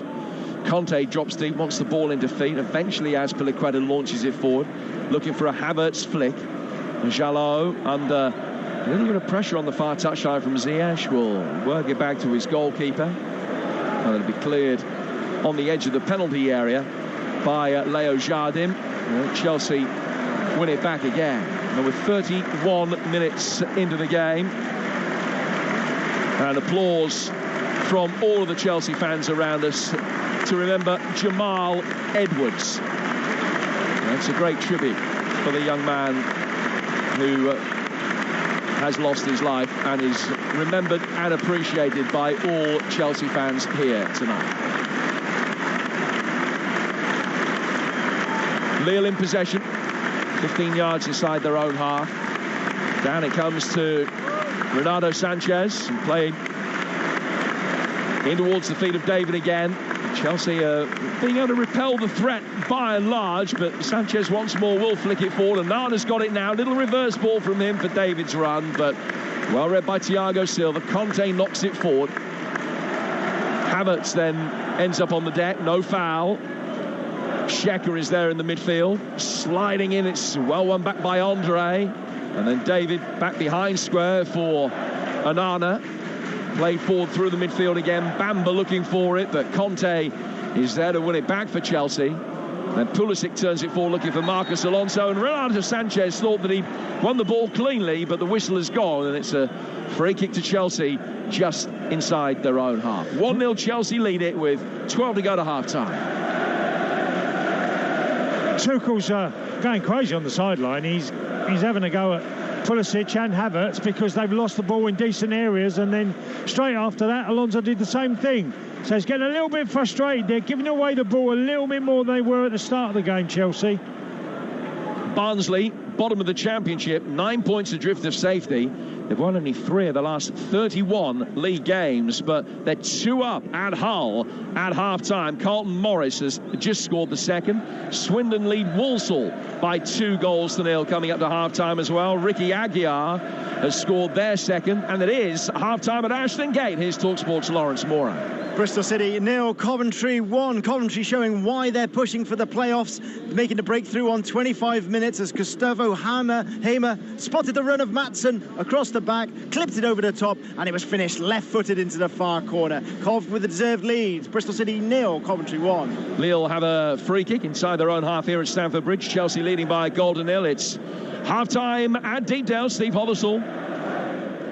Preston 0, Nottingham Forest 0. It was Forest who started. Brighter Keenan Davis a huge handful and a big shout for a penalty not given. Preston soon woke up. Shots from Evans from distance and Hughes heading one over the top of the bar saw Preston finish the half stronger. At the break, 0-0 at Deepdale. Great play on the Lille right-hand side involving Renato Sanchez again. As they work the ball through the midfield, it's easily cut out by Christian Pulisic.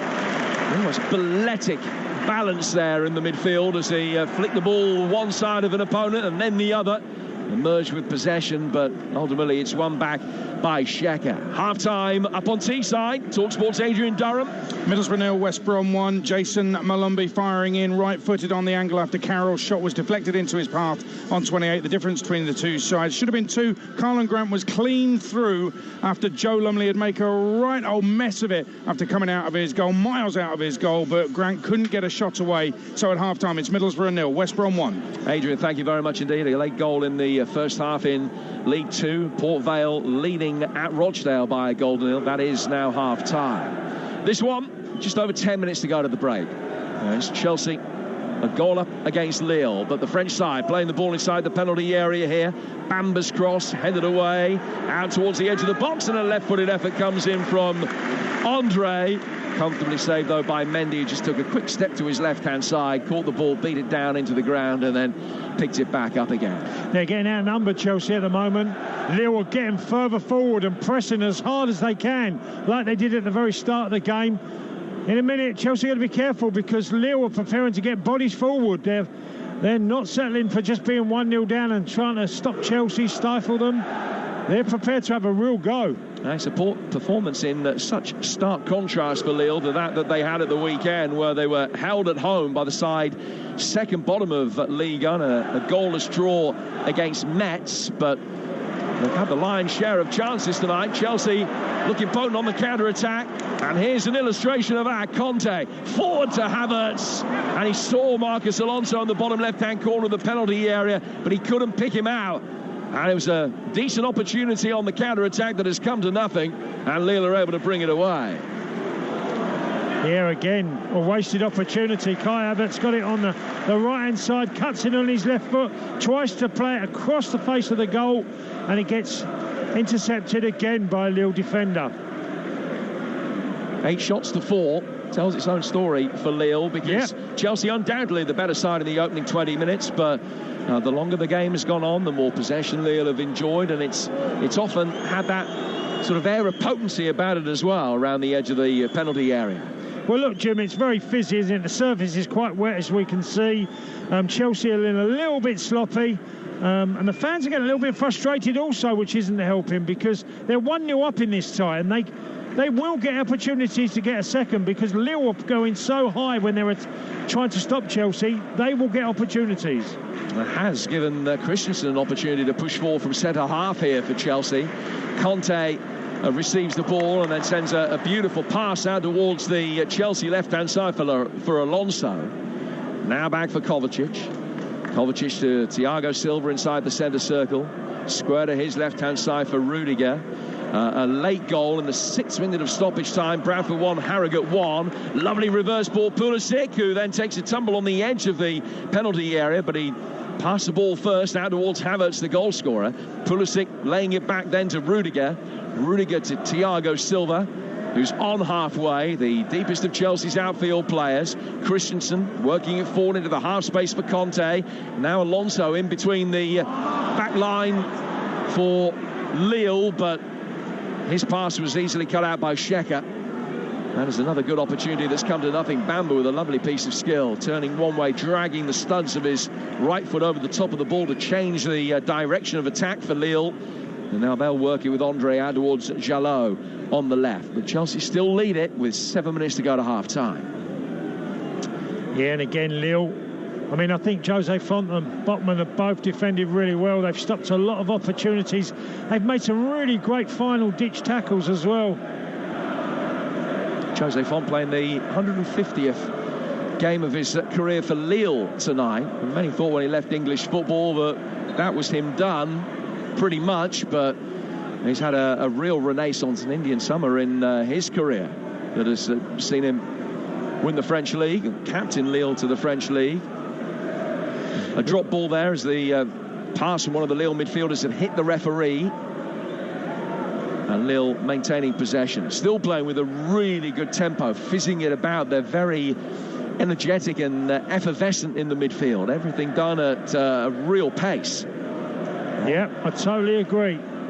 There's going to be more. I'm convinced there's going to be more goals in this game because of the way that Lille are attempting to get so many attacking forward players.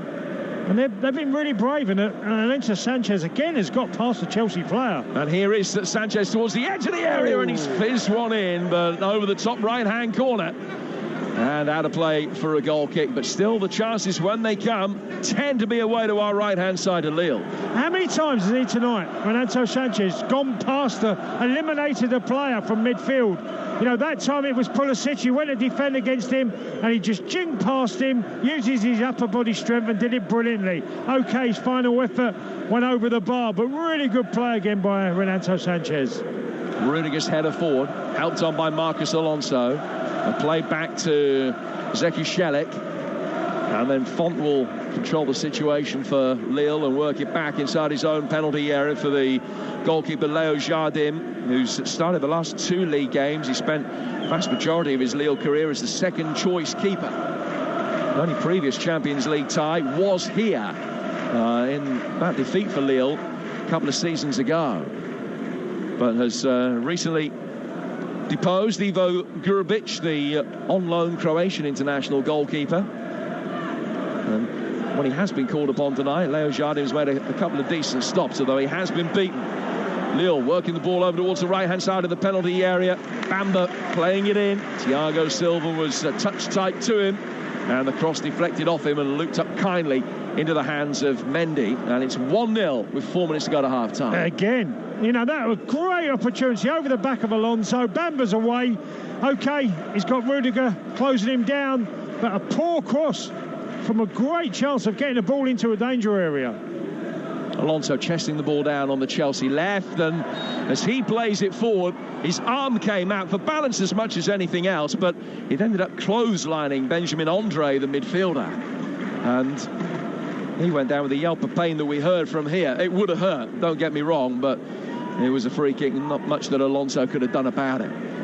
Andre, who's no shrinking violet, 10 yellows and a red, his disciplinary record this season.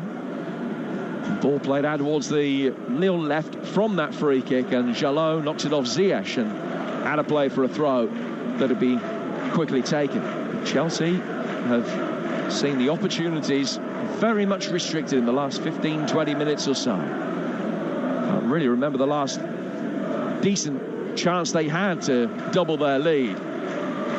Now Renato Sanchez is involved over on the far touchline, and again an accidental collision, seeing one of the Chelsea men go down, and Renato Sanchez very quickly attracting the referee's attention. He knew that he'd hurt his opponent over on the far side. I think it's Azpilicueta, and just wanted to make sure that the Spaniard was okay.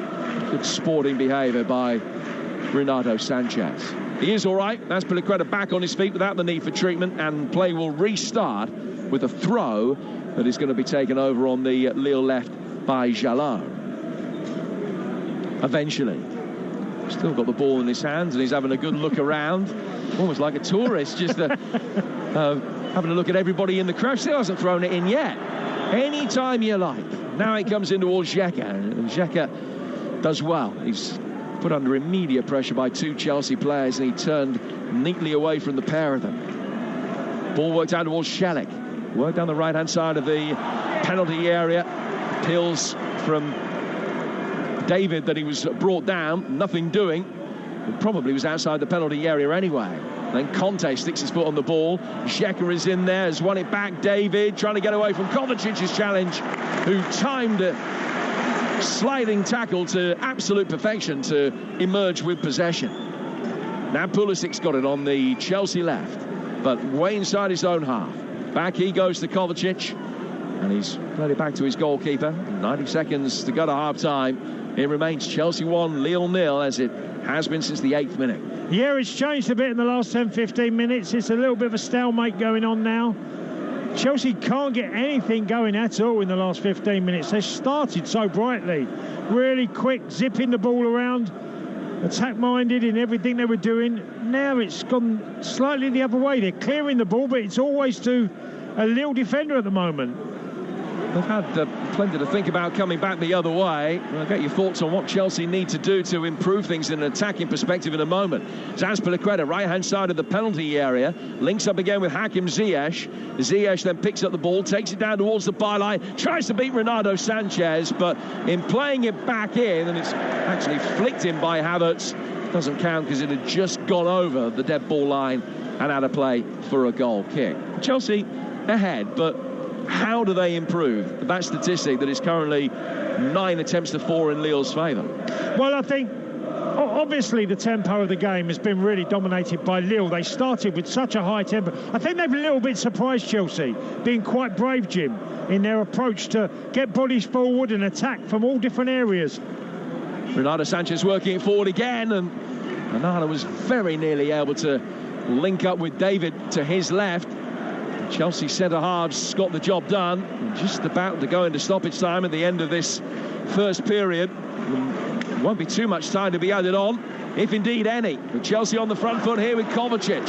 Kovacic getting himself into a shooting position. Worked it wide instead towards the right-hand side. Ziyech for Azpilicueta, chipped inside the penalty area. And a break for Marcus Alonso. He's now got it on the left-hand side of the box. Last attack of the first half. Played back towards Conte. And when Conte goes deeper still, the referee signals that is half-time. Perfect start for Chelsea. Could have scored even before they did take an 8th-minute lead. But as the half has gone on, Lille have been the better team. Half-time at Stamford Bridge. Chelsea 1, Lille 0. Well, what an interesting first half that was, Tony Cascarino, because Chelsea, with those, I mean, Havertz on his own could have had a hat-trick inside the first, 10 minutes. I mean, Azpilicueta's put a ball in from the right, Havertz on the stretch, poking it over the bar. Havertz left-footed, great save from the Lille keeper. And then Ziyech's corner, Havertz heads them in front. Chelsea absolutely dominant at that stage. Could have been, 1-0 up, could have been 2, possibly 3-0 up. Ziyech had a chance as well after half an hour.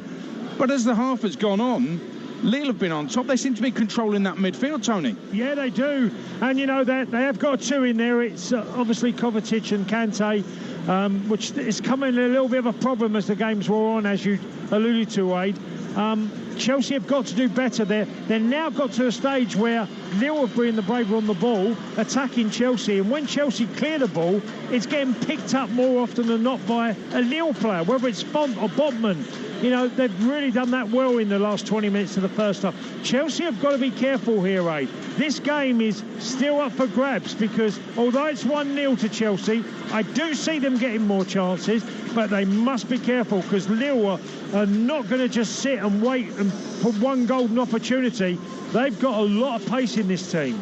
It's really weird, though. Chelsea, it's almost like they went 1-0 up and thought, well, that's job done. And Lille took the opportunity to say, well, hang on a minute, we are still in this tie. We're very much in this first leg as well, and assume control. And Renato Sanchez, a couple of times, we have seen what people have raved about over the years. You know, there's been inconsistency. I mean, we could look back at his Swansea spell and wonder what it was all about. Bayern Munich didn't quite happen, but at times he's looked the real deal tonight. Well, physically, Aid, he's really in great shape. A couple of times he's been challenged and they've just bounced off him, whoever's been round him. And then, like you said, when he's broke, he's done it 2 or 3 times in this first half where he's twisted and turned and gone and left his player for dead. And it's something that, you know, as a teenager, everyone was expecting so much of him. And like you alluded to, he really didn't, he had a really difficult time of it. Tonight, he showed what a really good play can be at times. So I've enjoyed it. I've watched, you know, like watching the left side of Bamba, certainly, and Jolo causing Chelsea problems. They're looking to get behind Azpilicueta and certainly Alonso as often as they can. And Bamba's been in 2 or 3 times. Apart from his final ball, Aid, they could have been in trouble, Chelsea. Rudiger sliced one over his own goal, but it was a good opportunity. Well, let's look at the positives from a Chelsea point of view, and that first 10 minutes was very much a positive, in particular for Kai Havertz, who had those couple of chances, worked the goalkeeper, and then got that header, and he's headed it into the ground and up into the top corner. Very little a goalie can do about that. Yeah, no, absolutely no chance. And, you know, 2 or 3 good chances. He made himself a couple of, by taking it onto his right foot, then coming in on his left and shooting. Keeper in goal, you know, made a couple of decent saves, Jardim. I think there's more to come from Havertz. I've always said it. He just isn't really a natural centre forward. He likes to drift from the right to the left to the centre. He plays all along. He's versatile as a player. And I think when he matures slightly more and gets a little bit bigger up top, he can become even a more complete player. But tonight, great header.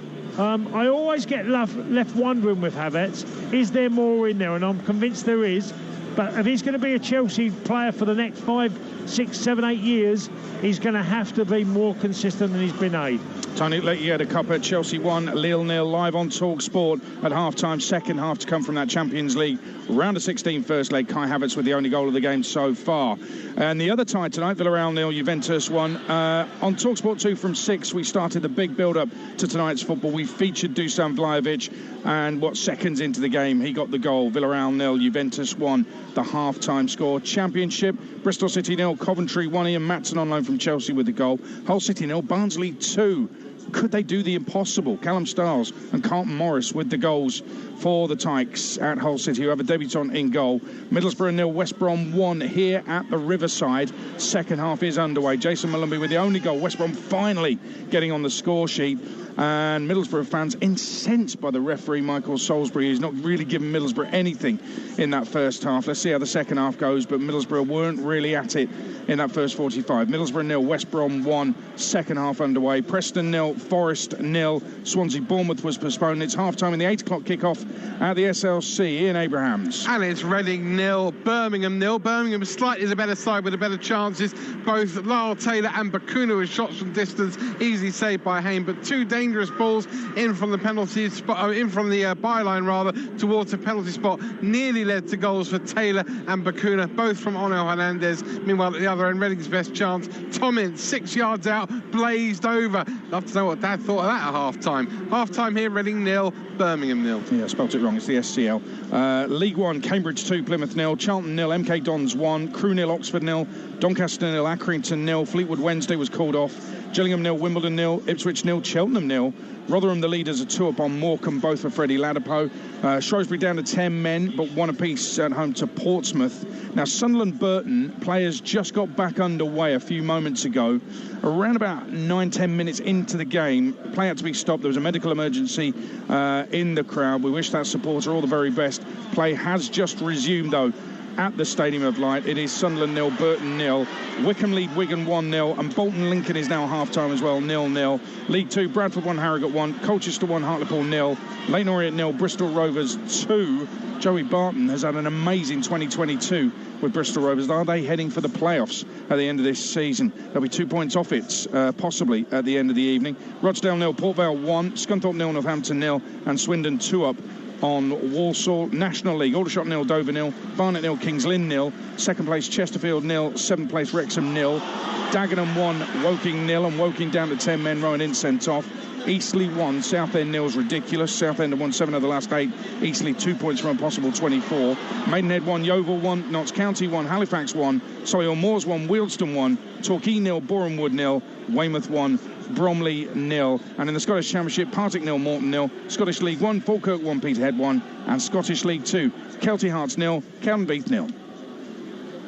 The UEFA Champions League, live on Talk Sport with Heycar. Buy a quality check used car with a 10-day money-back guarantee. Search Heycar to find yours.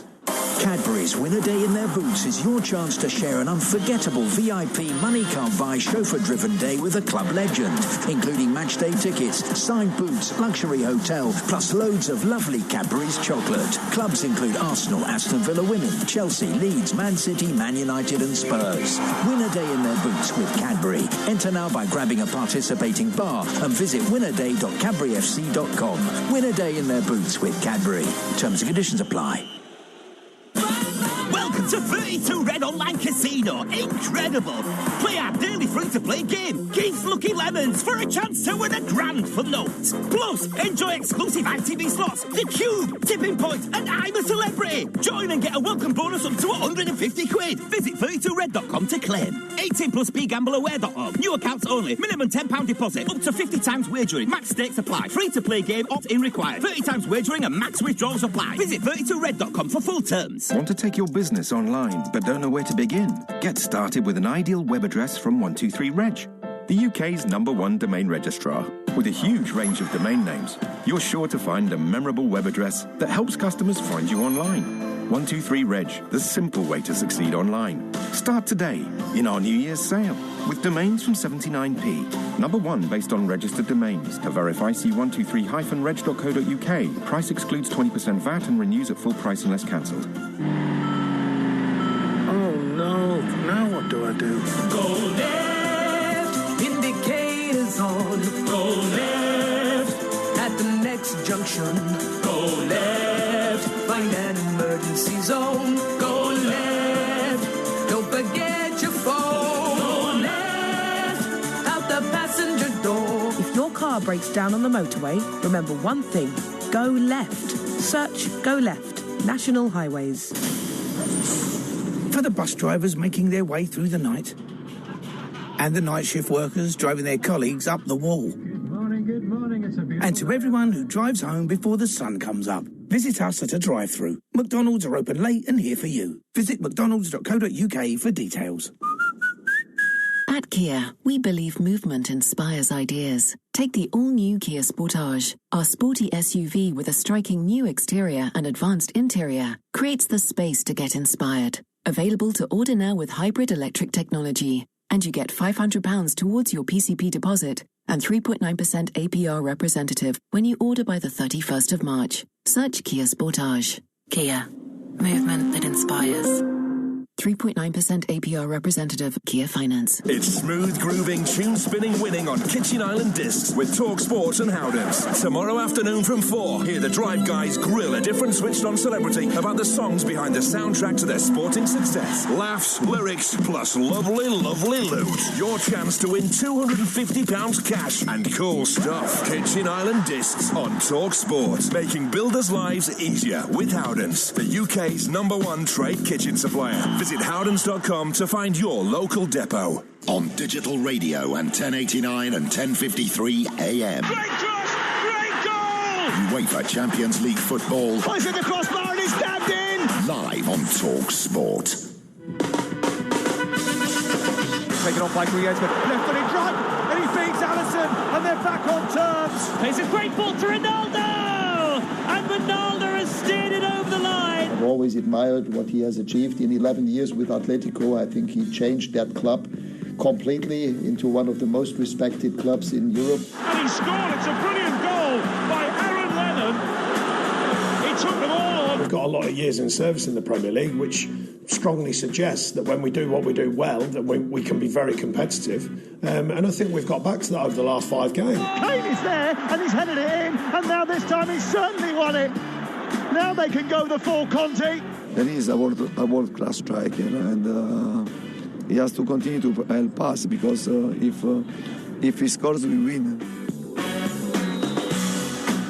Tottenham, it'd be so Spursy, wouldn't it, if they win at Manchester City and then go to Burnley and lose. But let's see what happens. It's live on TalkSport, live and exclusive on TalkSport tomorrow night, 7:30 kickoff. I'll be there at Turf Moor with Sam Matchface and Danny Mills for commentary of that one. And on TalkSport 2, 8 o'clock kickoff, Atletico Madrid against Manchester United with Jim Proudfoot and Stuart Pearce, Champions League round of 16, first leg. It all gets underway. TalkSport 2, 6 p.m. We're well underway in the second half here at the Riverside. Live commentary of this on TalkSport 2 right now. Just download the TalkSport app for free. Swipe left for TalkSport 2. It is still Middlesbrough 0, West Bromwich Albion 1. And one thing West Brom are really good at, and that is wasting time. First half of the season, they were the specialists, and they will be doing that for most of this second half, infuriating the Borough crowd, and the referee's still not giving Borough anything. They've barely been in the West Brom half looking for an equaliser. They're going to have to pull their socks up, Chris Wilder's Middlesbrough, because at the moment they are trailing. Jason Mullenby's first half goal, the difference between the two sides. It is Middlesbrough 0, West Brom 1 here at the Riverside. As I say, it's live on TalkSport 2. What's happening at Deepdale in the second half? Steve Hothersall. Well, not a great deal. Preston 0, Nottingham Forest 0. Forest started this game well, but Preston finished the half much better. Forest sloppy in possession. Steve Cooper's obviously had a word with his players. Second half, and they've started much brighter again. One change for Preston. Patrick Bauer's gone off. Josh Earl has come on. No goals though. Preston 0, Nottingham Forest 0. And to Ashton Gate into the second half, well into it. Lawrence Moore. Bristol City 0, Coventry 1, 55 on the clock here, and the Sky Blues still leading through that lovely strike by Ian Matson on 25 minutes. But two big chances since half-time. The first one to the home team, a free kick swung in from the right by Alex Swart, who at 18 is absolutely running the show from the home team. He curled it in, and there was Semenyo, got a big and strong, flexed those neck muscles, but his header crashed back off the crossbar. And then moments ago it was Coventry going close at the other end. O'Hare cutting inside, beat one player on the right side of the 6-yard box, but his shot was saved low down by Bentley with his feet. Really good game this. Bristol City 0, Coventry 1. Tavernier just firing in across from the left-hand side. Easy for the man the West Brom fans call England's number one. Sam Johnston stays. Middlesbrough 0, West Brom 1. 11 minutes gone in the second half, and that whistling was the Middlesbrough fans having a go at Sam Johnston for holding on to the ball a little bit too long before he took the goal kick, launching it upfield. Swindon go 3-0 up against Walsall. Mike Flynn now in charge of Walsall. Got a win at Forest Green at the weekend. The leaders, their first defeat since October, but they're 3-0 down at Swindon this evening. Swindon 3, Walsall 0. Let's get you back to Stamford Bridge for second half commentary of the Champions League. Chelsea 1, Lille 0, with a man who played up front for several European champions. Villa, Celtic, Chelsea, Marseille, Tony Cascarino. He's alongside your commentator on TalkSport, Jim Proudfoot. Adrian, thank you very much indeed. Chelsea back out for the second half. Just waiting for the re-arrival of the Lille players. Tony, tell us what Thomas Tuchel will have been saying to his team at half-time, how they address the domination and supremacy that Lille had over the last 15 minutes of that first period. I think he'd have been delighted with the start of the game. First of all, you go on to the positive side, how they started, how they caused Lille problems and countered really quickly and with an aggressive way and got the ball out of midfield into forward areas really quickly.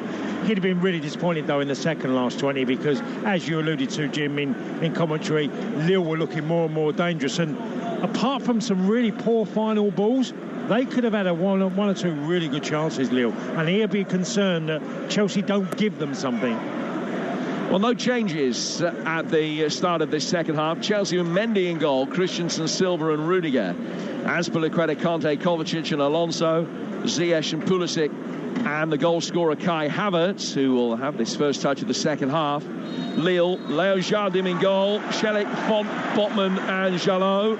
Then Xhaka, Renato Sanchez, Anana, Andre and Bamba and Jonathan David. And Chelsea from the kickoff on the front foot. Pulisic to Ziyech, left-footed effort from him, and it was blocked by Botman. The referee had played the advantage because Pulisic had just been pushed over on the edge of the D.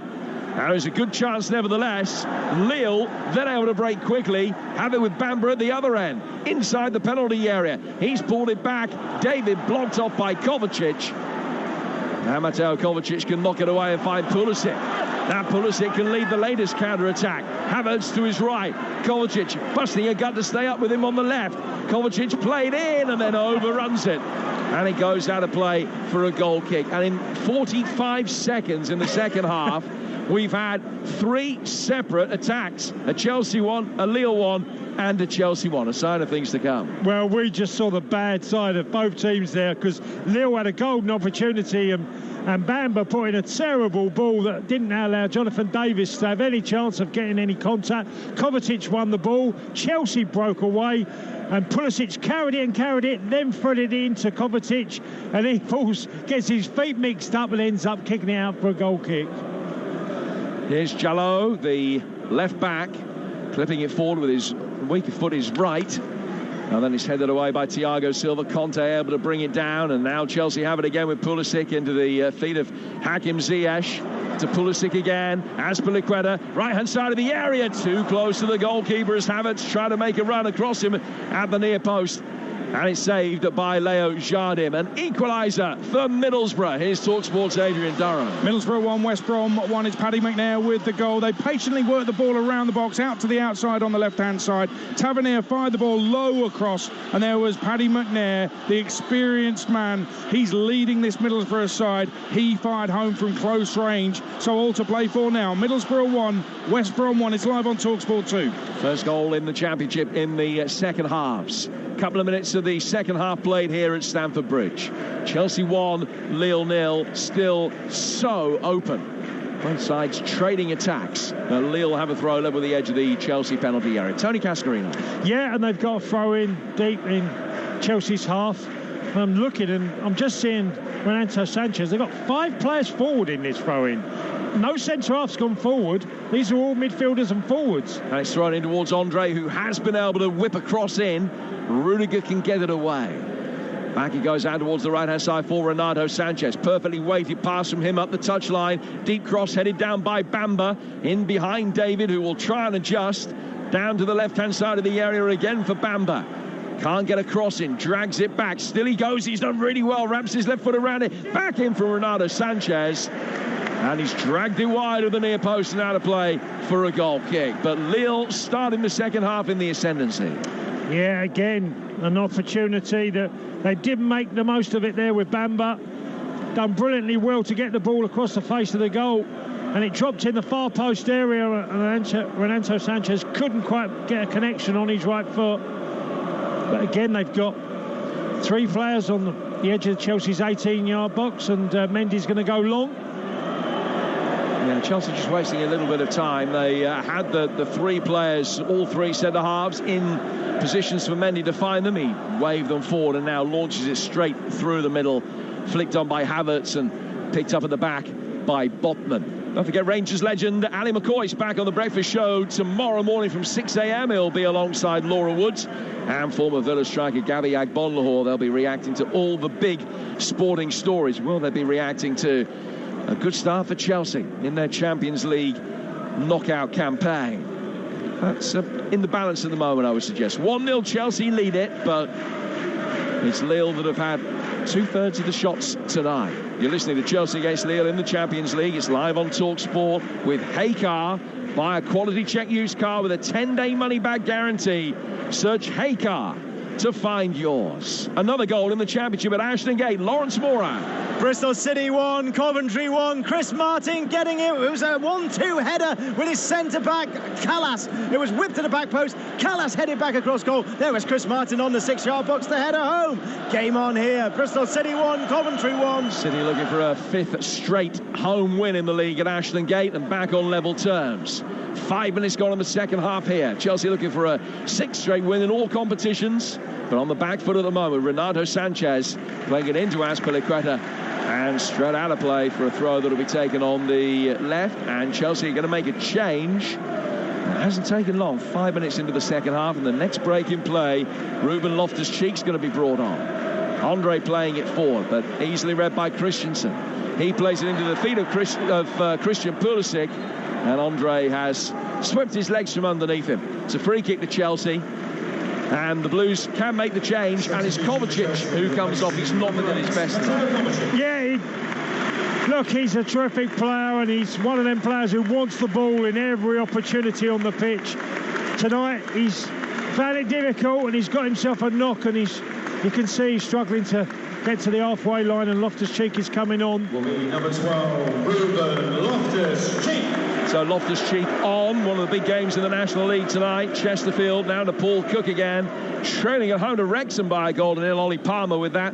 MK Dons 2-up at Charlton. Kane Kessler-Hayden on loan from Aston Villa. What a bright future he's got. And the right back has scored the Dons at second as they look to strengthen their promotion claims. Lille back on the front foot again. Well read by Rudiger. Marcus Alonso tracked an awfully long way back. But Renato Sanchez just waiting for the ball to be played into his path, and Rudiger nipped in the nick of time and flicked it away with his left foot. Jalot back towards Botman, who protects the ball and gets it away from Kai Havertz, and then played a blind ball back towards Font. And it was nearly cut out by Ziyech, but Lille get it away. And they work it forward towards halfway, where Onana's missed kick was so bad it was good. It worked well for him. He hardly put any contact on the ball at all, and he was then able to get it in again the second time of asking. Chelsea then have to defend as it's crossed towards Renato Sanchez as Azpilicueta cushions a header back to his goalkeeper. And 7 minutes into the second half, it's still Chelsea 1, Lille 0. I will say, Jim, on Sven Botman, Newcastle looked at him and put in the bids for him. He's a real solid and very comfortable on the ball, I must say. Yeah, product of the Ajax Academy. He's only 22. I think he'll be playing in English football somewhere next season. Swindon 4, Walsall 0 in League 2. This is Alonso for Chelsea, into the feet of Kai Havertz. Azpilicueta in space on the Chelsea right-hand side. Lille defending quite narrowly. And Azpilicueta just backpedals down towards the corner flag, and Conte will play him in. Now it's Christensen into the feet of Loftus-Cheek. Back for Thiago Silva. To Christensen again. Turn forward towards Conte. Under pressure from Xhaka. He's been able to work it down the line for Azpilicueta. Conte, right-footed ball, was the Rabona-style cross. Clear for Alonso. Good save on the feet of the goalkeeper. That was much better from Chelsea. A little bit of magic and invention from Conte. Absolutely. Great piece of play. And Azpilicueta played it down the side for Conte, who dinked a little bit of a ball just beyond the far post, and the keeper gets stranded. And who would you want with a left foot like he's certainly got for me, Alonso? He hits it with pace and power, but it hits a Lille defender. I'm not quite sure who.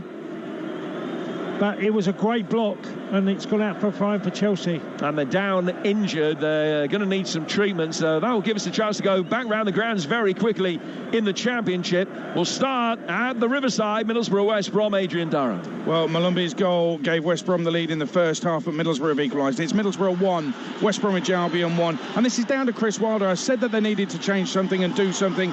He changed it. A couple of subs at 10 minutes into the second half. Went 3-4-3, pushing Tavernier to left wing back. His low cross was fired in, and despite having 3 centre forwards on the pitch, it was one of the 3 centre halves who scored it. Paddy McNair with that equaliser, and Middlesbrough have been on top since the leveller. We have 67 minutes gone, halfway through the second half. Middlesbrough 1, West Brom 1. To Reading, Birmingham, Ian Abrahams. 0 Birmingham, young Jordan Jones just had a shot save, and then Lyle Taylor with a shot also tipped round by Hayne. Birmingham coming on strong. Reading 0, Birmingham 0. Thank you, Ian. We're back underway here at Stamford Bridge. Kovacic has gone off injured, just made his way very gingerly down the tunnel. Zeki Celik is back on his feet after receiving a couple of minutes worth of treatment. Chelsea spearing a long ball over the top. Havertz gave chase, but it will drift through to the goalkeeper Leo Jardim, and he'll be able to play it out towards Xhaka. Xhaka back inside his penalty area for Font, and then played down the line again by Celik. Lille with Renato Sanchez, who certainly has been the pick of their players without a shadow of a doubt. Loftus-Cheek's come back well in defensive duty, and he's guided it back for his goalkeeper Mendy. Harrogate 2-1 up at Bradford. Doncaster leading Accrington by a goal to 0 in League One. Just to fill it, they need second bottom of League One at the start of play. Here's Azpilicueta down the line. Pulisic read it. Botman, who is deceptively quick, actually, he's got a long ranging stride, and he covered the ground more quickly than the United States international, and was able to mop up and work it across the face of his own penalty area to Jose Font, who now will go down towards the left-hand side for Jalon. 10 yards inside his own half. Chelsea 1, Lille 0. It's been that way for nearly 50 minutes now. We play 56. Rudiger plays it forward, and straight out of play for a throw that'll be taken over on the Lille right, and Ziyech goes down, and he might just need a little bit of treatment. Back to Ashton Gate, Bristol City, Coventry, Lawrence Mora. Bristol City 1, Coventry 1, and after the equaliser by Chris Martin, it's really been one-way traffic. Bristol City really pushing, cheered on by the home fans for a second goal, and what would be a 5th straight league win at home, and it's all being led by Alex Scott in the centre of the Bristol City midfield. Bristol City 1, Coventry 1. And another goal at the Riverside, Adrian Durham. Middlesbrough 2, West Brom 1. Told you it was coming, and it has come as well.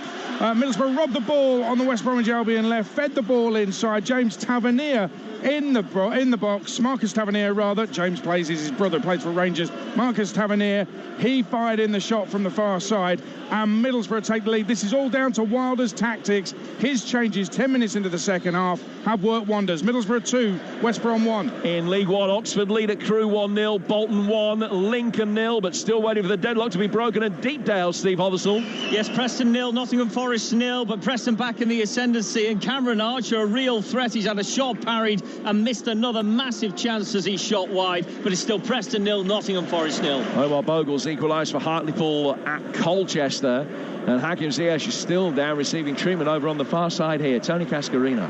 Yeah, and he went down, and hopefully he's okay.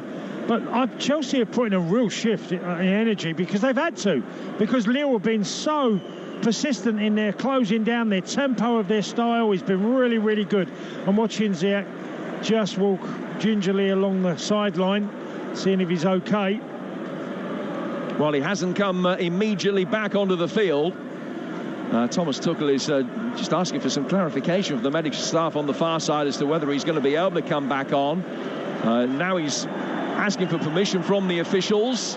The ball is played forward through the Lille midfield, and Havertz has won it back, and Havertz will drive forward here. He's nothing in the way of support, but he flashes an effort across the face of goal.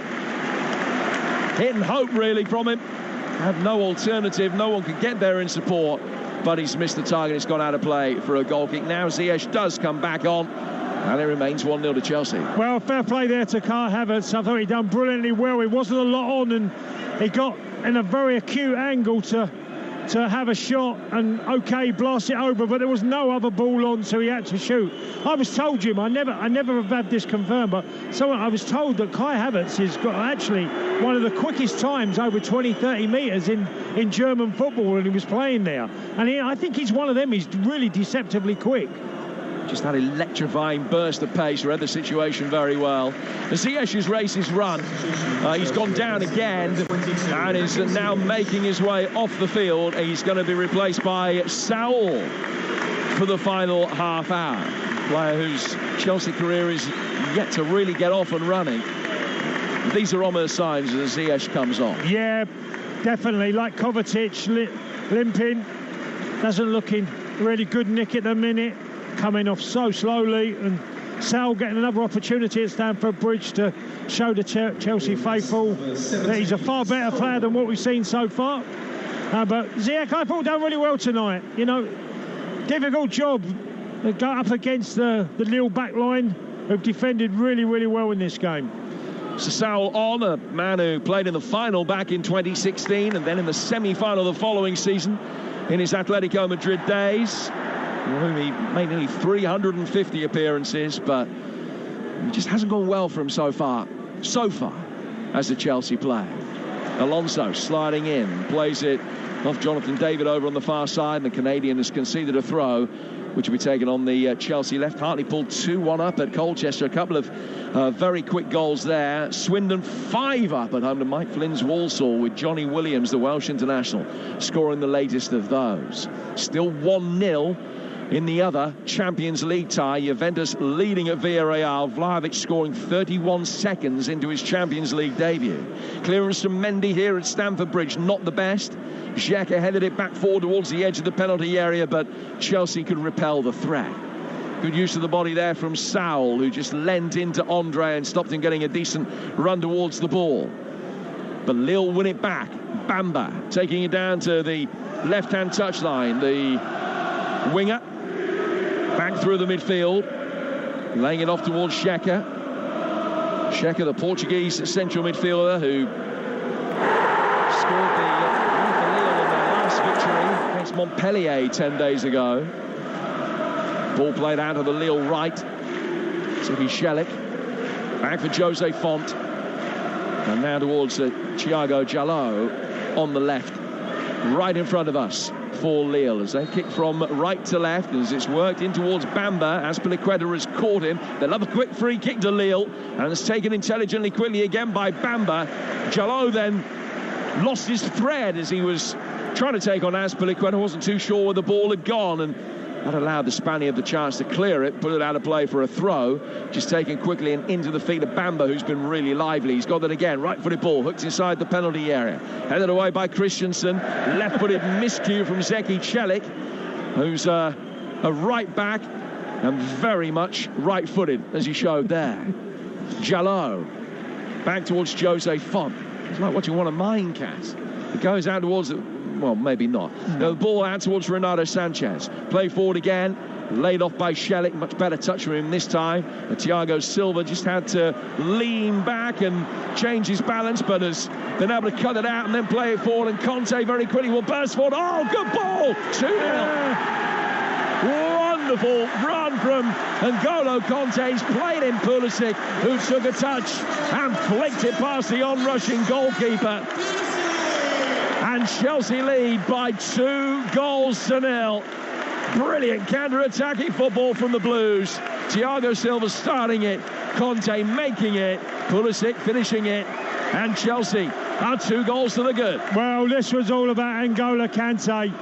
Picks the ball up deep in his own half and attacks the back line of Lille and runs and carries the ball and then makes a fantastic weighted pass to Pulisic, who then takes it brilliantly. A little ding over the keeper and gets the better of Yardan, and what a fabulous goal. Them finishes are some of the toughest as the keeper comes towards you. You see the tight angle, you dink it over him, and he's made it 2-0 Chelsea. But this goal is all about N'Golo Kante. Well, they only scored 1 goal in his last 16 games, Christian Pulisic, which came against Liverpool. His last Champions League goal at Real Madrid in the semi-final first leg last season. But he's just netted the 40th goal of his career to double Chelsea's advantage. And that is a major moment. Chelsea 2, Lille 0. Yeah, and look, this is pretty harsh on Lille, 2-0. You know, it's not a reflection of the game, really, but Chelsea have punished them twice now. When they broke really, really quickly, which has suited this forward line. You know, let's face it, they're all quick players, Chelsea's front line. So the moves like that justify the team selection and not having Romelu Lukaku, who's not as quick, in the starting lineup.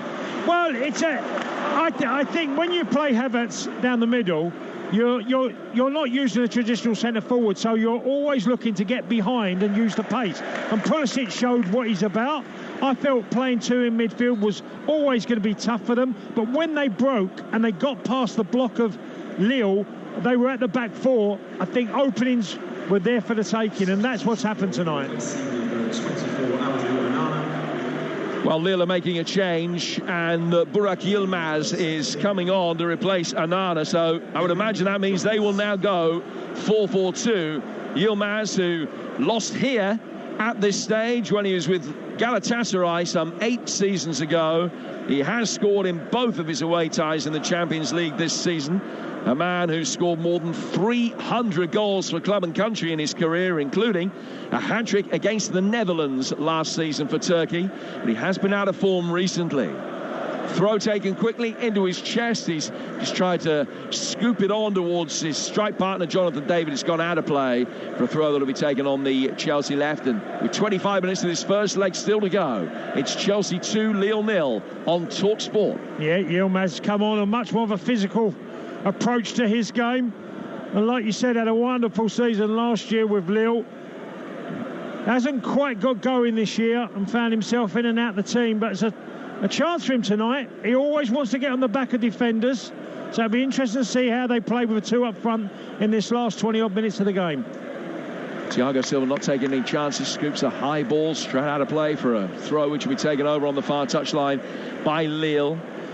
Big goal in League One as second place Wigan equalise at Wickham through Tom Naylor. But leaders Rotherham are still leading their game. They're 2 up at home to managerless Morecambe. Steve Robinson leaving Morecambe this morning to go and take charge at St Mirren in Scotland. Rudiger heading the ball away from the edge of his own penalty area. Brought down by N'Golo Conte. Now towards Alonso, clever little drop of the shoulder from him. Conte playing it forward. Saul linking up well. Havertz with a clever little touch with his right instep. Loftus-Cheek, the substitute's got Azpilicueta to his right, and that is the pass that he's played. Now it comes down for N'Golo Conte. Azpilicueta working back again towards Christensen. Christensen square across the edge of his own penalty area, but safely to find Thiago Silva, and then Rudiger will knock it down the left-hand touchline. Pulisic, score of the second goal, comes to meet it. But it's one back over on the right-hand side by Lille as the deadlock is broken and the man stand, Ian Abrahams. Reading 1, Birmingham 0. Ball played into Lucas Zhao, edge of the D. Took a couple of touches and curled a beauty into the far corner. Reading 1, Birmingham 0. So could well be the perfect start for Paul Ince in his first managerial posting for 8 years. Reading leading by a goal to nil, and Juventus have been pegged back in the other Champions League tie tonight. It's 1-1 now at Villarreal, with Parejo equalising. 1-1 between Villarreal and Juventus. This one 2-0 to Chelsea, and we're midway through the second half on TalkSport. Tony Cascarino. Yeah, and Lille again trying to create chances, opportunities, but Chelsea are really well drilled in stopping Lille at the moment. They found it hard to make Mendy make a save, Jim. You know, for all their possession and good situations, Mendy's had a relatively quiet evening. Just the one shot on target, I think, as far as Lille are concerned so far. Thiago Silva turns it back from Burak Yilmaz. Works it back out towards Mendy, who very briskly passed it with his instep of his right boot, but straight out of play on the far touchline for a throw. Every Lille restart is so quick, taken in the blink of an eye, trying to get as many seconds out of the game as they think they can. But that quick throw didn't come off for them, and Ruben Loftus-Cheek has worked it out towards Cesar Azpilicueta on the Chelsea right. Now Conte's got it, tried a little nutmeg of Jallo, which didn't quite come off. Azpilicueta winning it back. And then Sven Botman on the edge of his own penalty area has to mop up for Lille. Just chipping it down towards the left-hand touchline. Bamba into the feet of Andre. Back for Bamba again to Botman. Botman taking the touch and then working it across to a familiar figure of Jose Font as Lincoln equalise at Bolton in League One. Those games with about 10 minutes or so to go. And it goes to the Lille right. And it's worked back across the edge of their own penalty area again. In the Champions League, Chelsea 2 up, 1-1 between Villarreal and Juventus. In the Championship, Middlesbrough have come from behind to lead West Brom by 2-1. Still 0-0 between Preston and Forest. Barnsley 2 up at Hull. Bristol City 1, Coventry 1, and Reading leading Birmingham 1-0. Ball played towards the edge of the penalty area for Bamba, and a right-footed shot which takes a deflection and spins wide for the first corner of this second half. It's gone Lille's way. Yeah, great play by Sanchez again out on the right-hand side, cuts inside, gives it to Bamba. He has an effort, but he gets deflected for a corner. Can they get something out of this game, Lille? Because at the moment, 2-0. I think going into the second leg, that will be way too much for them. In comes Bamba's corner. Havertz attacking it at the near post, trying to head it away. Back it comes out towards Bamba again. Deep across him from him this time, and the header from Botman straight at the goalkeeper. Mendy able to collapse onto it, making a comfortable stop. And it remains 2-0 with 20 minutes to go. Yeah, and Botman on the end of that corner just couldn't get any power into his header. It was a comfortable save for Edouard Mendy. Don't forget, following the final whistle tonight here at Stamford Bridge, Jamie O'Hara and Dean Saunders will be taking your calls on the Sports Bar here on TalkSport. You can have your say on all tonight's action and the big sports stories of the day. And tomorrow morning, Rangers legend Ali McCoy's back on the breakfast show alongside Laura Woods and former Villa striker Gabby Agbonlahor, reacting to all of the big sporting stories. It's all coming your way on TalkSport ahead tomorrow night of another double bill on TalkSport Burnley Tottenham, and on TalkSport 2 Atletico Madrid against Manchester United. That Burnley Spurs game live and exclusive to TalkSport with Danny Mills alongside Sam Matterface. The build-up starts from Turf Moor 6 o'clock tomorrow night ahead of both of those games. Thursday night, it's Bodo Glimt Celtic and Rangers Dortmund on TalkSport 2, and another TalkSport exclusive Premier League game for you as Arsenal meet Wolves. Saturday, our exclusive games from the Premier League: Leeds Tottenham and Everton Manchester City at 12:30 and 5:30 respectively, whilst Newcastle's trip to Brentford is exclusive to TalkSport 2, 3 o'clock Saturday afternoon.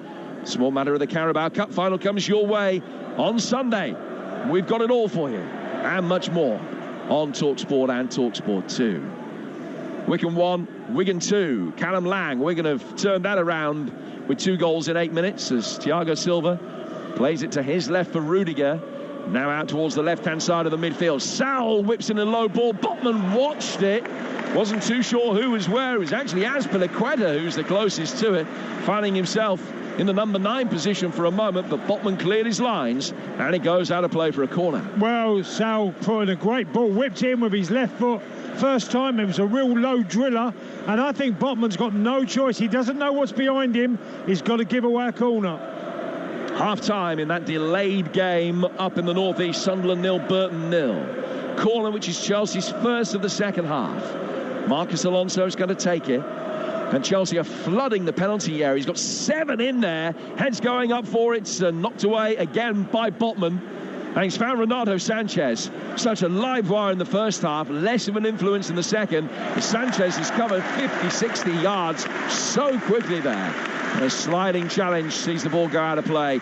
It's a throw, which will be taken over on the far touchline. Another goal at Reading. Ian Abraham. Reading 2, Birmingham 0. Yeadon brought down inside the penalty area by Hernandez, and John Swift did the honours from the penalty spot. Reading 2, Birmingham 0. The goal for Reading's leading scorer, his 11th of the season. 2-0 Chelsea leading Lille here. Lille on the front foot, looking for the goal that will throw them more than a lifeline ahead of the second leg. The second leg, which will bring you the very best coverage of March the 16th. That game will take place in northern France, just on the Belgian border. Here's Jalot into the feet of Burak Yilmaz. Couldn't find David. Sal's there to mop up, and Mendy will clear his lines. Well, I wouldn't be surprised if Pulisic comes off. I think he's limping her slightly after chasing back Renato Sanchez. Done brilliantly well, by the way, to give away a throw-in. He just looks like he's limping slightly.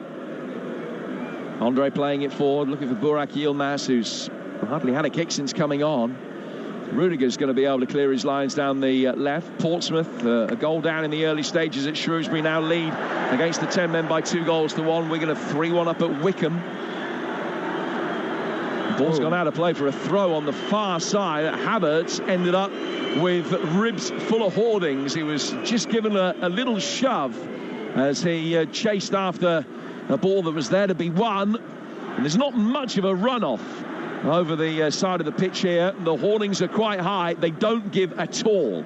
If you run into one, you know about it, and it stopped him unceremoniously in his tracks, and he was just leaning over it for 7 or 8 seconds. He's okay. He's going to be able to continue. Yeah, he's okay, luckily. But you're right, Jim. It's only a couple of yards at most from the side of the pitch, and Havertz hit the boardings full on from a challenge from Botman. But he's okay, fortunately, as we see. The left back for Yolo for Lille is down. And he's going to need some treatment, which gives us the chance to go back around the grounds in the Championship with only moments to go to Teesside, Middlesbrough, West Brom. Adrian.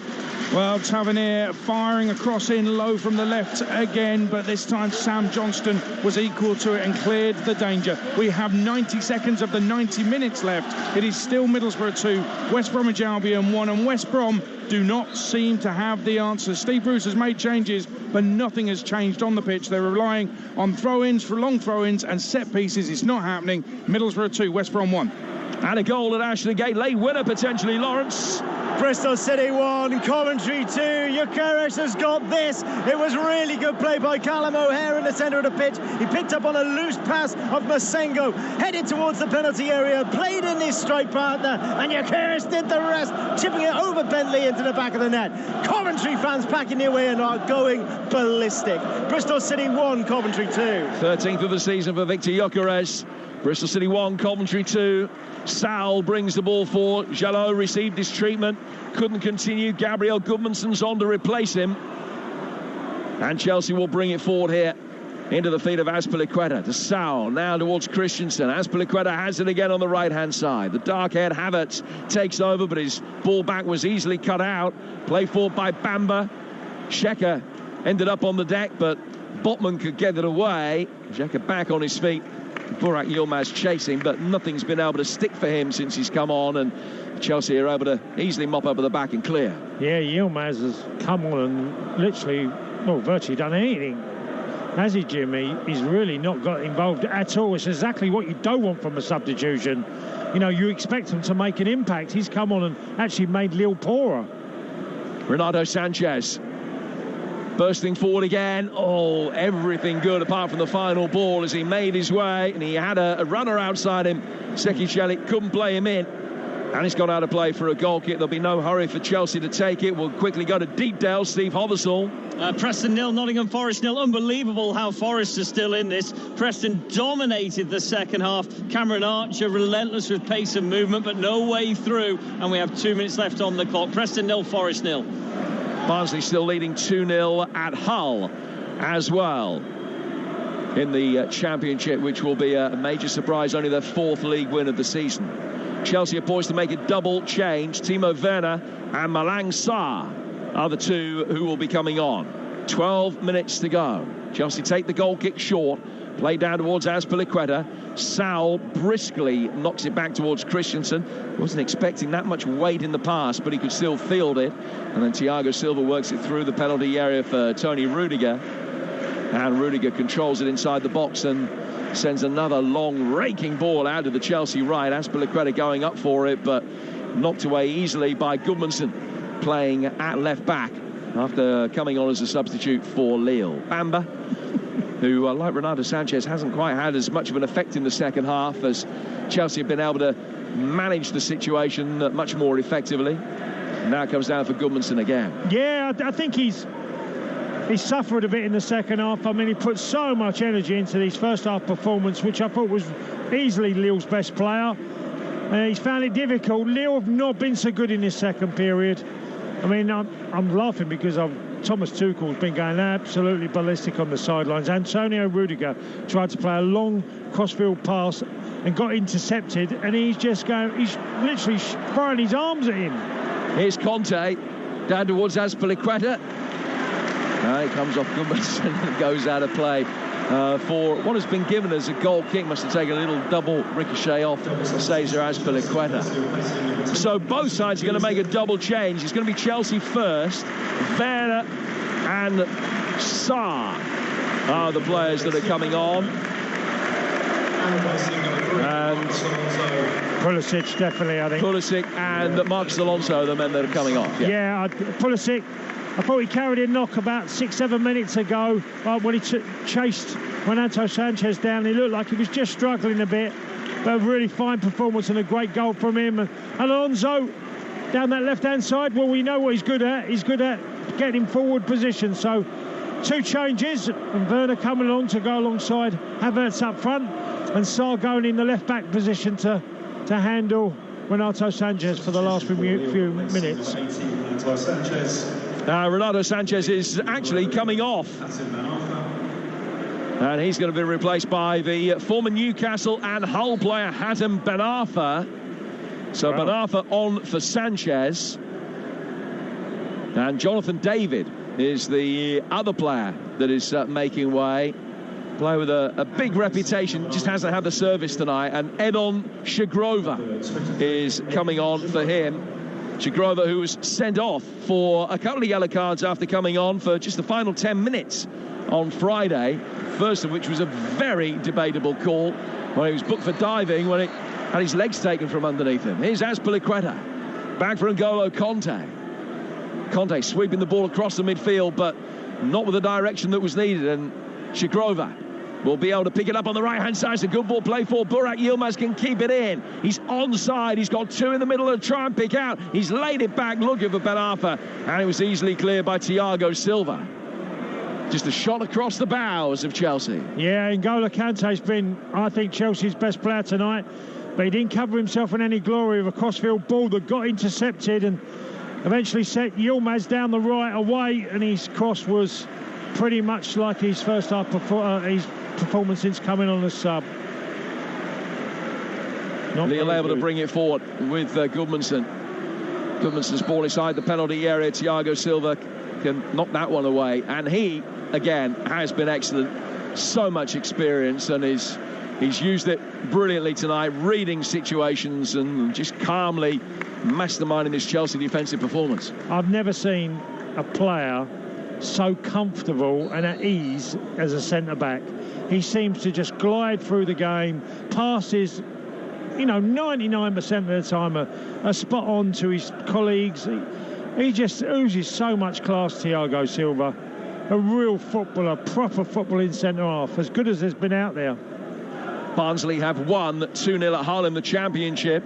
Bolton 2-1 up at home to Lincoln in League One. That was an 8 o'clock kickoff, so they've still got just over 10 minutes to go. And a late goal at Reading, Ian Abrahams. Reading 2, Birmingham 1. It's an own goal. I think it's going to go down as a goalkeeping own goal. Hayne, ball swept in from Handers on the right-hand side, off the bar, and actually I think it might well have come off of McIntyre as well as it went in. I'll clear it up for you, but it's 2-1, Reading 2, Birmingham 1. Loftus-Cheek is going to pick up the first yellow card of the night. Just a lunging challenge that he slightly mistimed, and he's in the book. Yeah, a lunging challenge, and no complaints there from Loftus-Cheek. He knew what he was doing. He's breaking down the play of Lille, and it was a real tough challenge on Bamba, who's run his socks off, by the way, the number 7 for Lille. He's probably been the best of all the forwards for Lille tonight. Full time at Deepdale. Will be there in a moment as Shagrova over on the right-hand touchline loses out for Chelsea. Loses out to Chelsea, I beg your pardon, and Rudiger's got it, and he ended up just crashing into the hoardings as well, but he can hobble back onto the pitch immediately. So we'll get full-time details from Lancashire. Preston against Forest, Steve.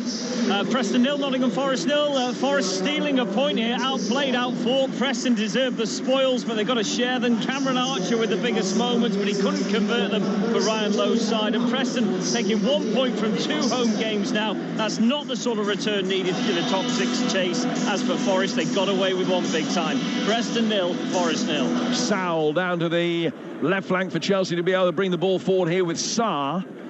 Back he goes for Timo Werner, who's not really been involved too much since he's come on. Loftus-Cheek to the right-hand side for Conte. Still 2-0 to Chelsea with 6 minutes to go on Talk Sport.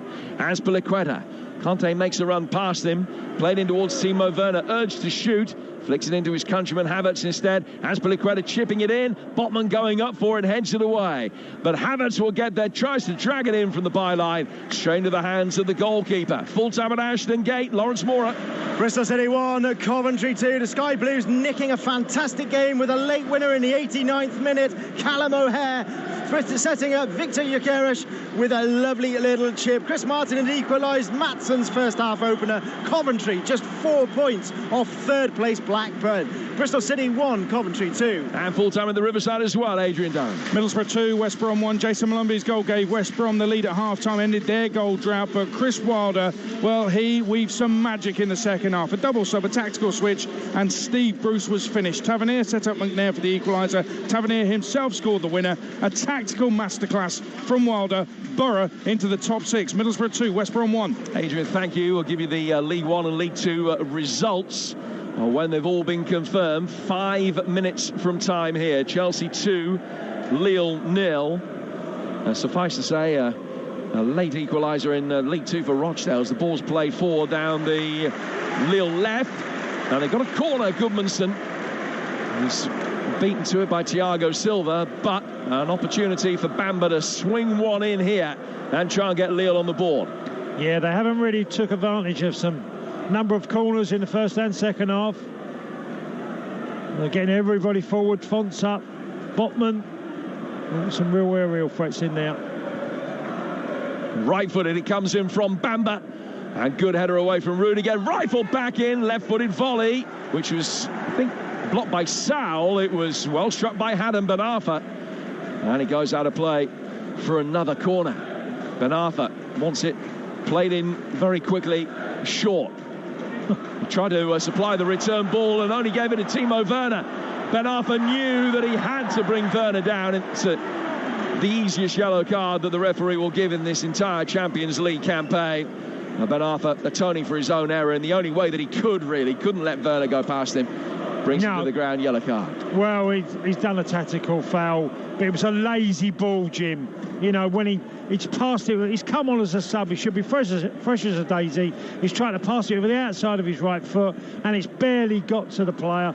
And obviously, as Havertz broke forward, Werner broke forward, he then committed a foul that was obvious yellow card. Chelsea take the free kick, work it backwards, and now out via Loftus-Cheek to the left-hand side for Malang Sarr. He goes back for Rudiger.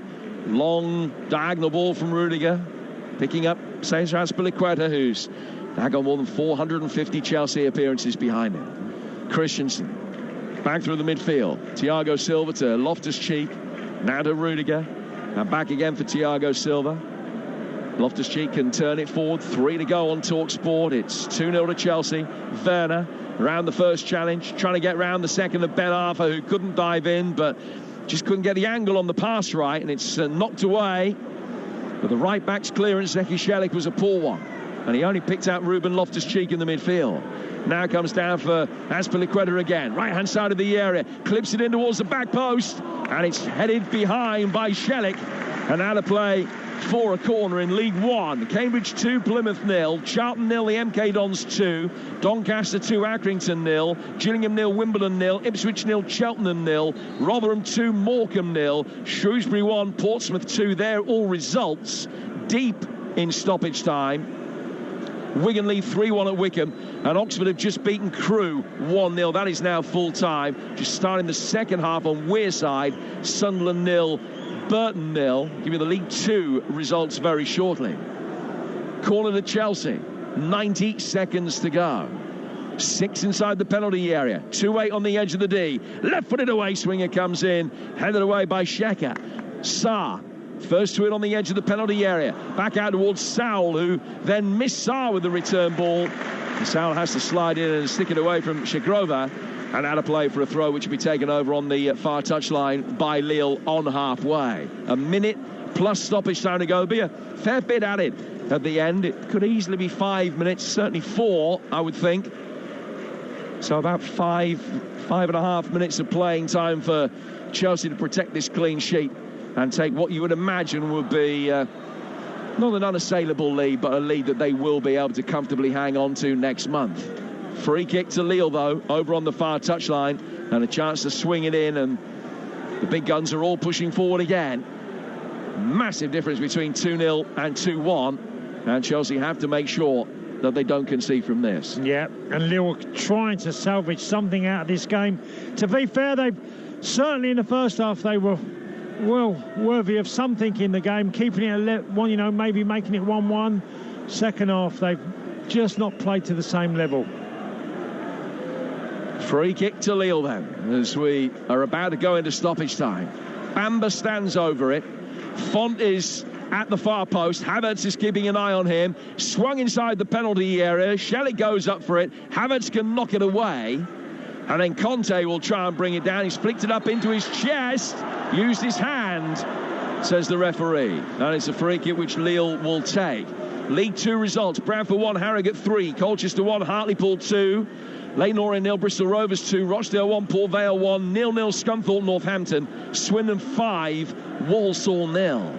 Free kick to be taken level the left-hand edge of the box as we go into 5 minutes of added time. Ben Arfa's delivery headed away by Havertz and out for a corner. Well, do you know what? Tonight, I've never really noticed so much Havertz, how much defending he does from set pieces and balls into the box. The amount of times he's just been there in the right position to get it away out of danger. He's done it probably 5 or 6 times tonight without, you know, on top of his goal and his performance. Good night for him. 6 in the penalty area to attack this. Rudiger is there to head it away. Falls on the edge of the box for Gudmundsson, who nearly got it out of the ground at the shed end. Wow, that was about the worst attempted finish I've ever seen, Jim. I mean, he's fallen on his right foot and he's nearly over the shed end from about 20 yards. Now, that sounds like an exaggeration. I promise you it's not. It's hit the safety ratings at the top of the shed end and come back down. Not his best. I couldn't even say that's a centre-half's effort. I think even the centre-half would have been disappointed with that. Wycombe 1, Wigan 3 is the result in League 1. An excellent result for Wigan, who trailed for a large part of that game. The goal down with 20 minutes to go. They come back to win it 3-1, so it's the status quo maintained at the top of League 1. They're still 6 adrift of Rotherham with 2 games in hand. Both of them have won tonight. Chelsea leading this one. And it's still Villarreal 1, Juventus 1 in eastern Spain. That one going into stoppage time. Azpilicueta heads it away, brought down by Burak Yilmaz. Back towards the edge of the box, right-footed, clipped in by Bamba, and chased by Gudmundsson, knocked away. Back out for a throw that Ben Arfa will take. Gudmundsson showing for it, Burak Yilmaz as well. Throw taken quickly by Ben Arfa. Down the left-hand side for Andre, trying to find a way past Azpilicueta. He's kept it in, and then clear by Thiago Silva. Azpilicueta didn't read it. It was a good pass towards him, but Azpilicueta just couldn't get there, and it's gone straight out of play for a throw. Taken on the Lille left. Bamba gets the return ball and can't make anything of it. Loftus-Cheek can bring it away. Sliding in, Andre's put it out of play. Chelsea will be in absolutely no hurry to take this throw. They're nearly there. 2-0 they lead. They are, Jim, and, you know, again, Edmond Mendy's not really made a save, has he? You know, what one golden opportunity. Lille have got themselves in some great positions, but not had the final ball really work for them tonight. Throw to be taken by Azpilicueta. Just into the feet of Loftus-Cheek and back again. 15 attempts Lille have had tonight to Chelsea's 8, but only 2 of those have been on target. Chelsea have had 4 on target and have scored with 2 of them. Rudiger into the feet of Thiago Silva. Back out for Sarr. Sarr trying to flick it away from Shigrova. It's down towards the corner flag that Chelsea are defending, but free kick has been given their way. Thiago Silva out of relief as much as anything else, rather than pain, I think. Just lies on his back down by the corner quadrant for a moment. He's had another outstanding game. Yeah, he has, and he's certainly been in the top performances for Chelsea tonight. Kanté in midfield has been superb. Thiago Silva, I think Christensen as well. He's played really well tonight. Good night. Havertz has certainly showed that he can get big goals in big moments again.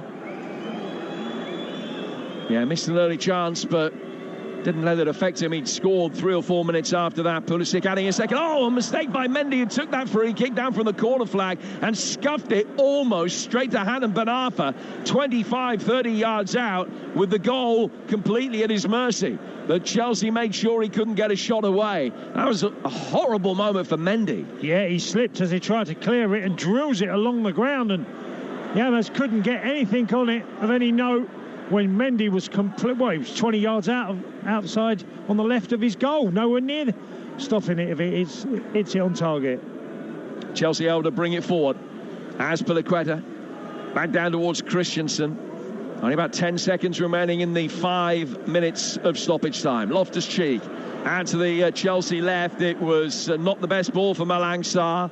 Won back by Zeki Shelik. Back for Font, and his is the last touch of the night. A solid job, well done by Chelsea. Lille had their moments, but Chelsea managed the situation effectively enough.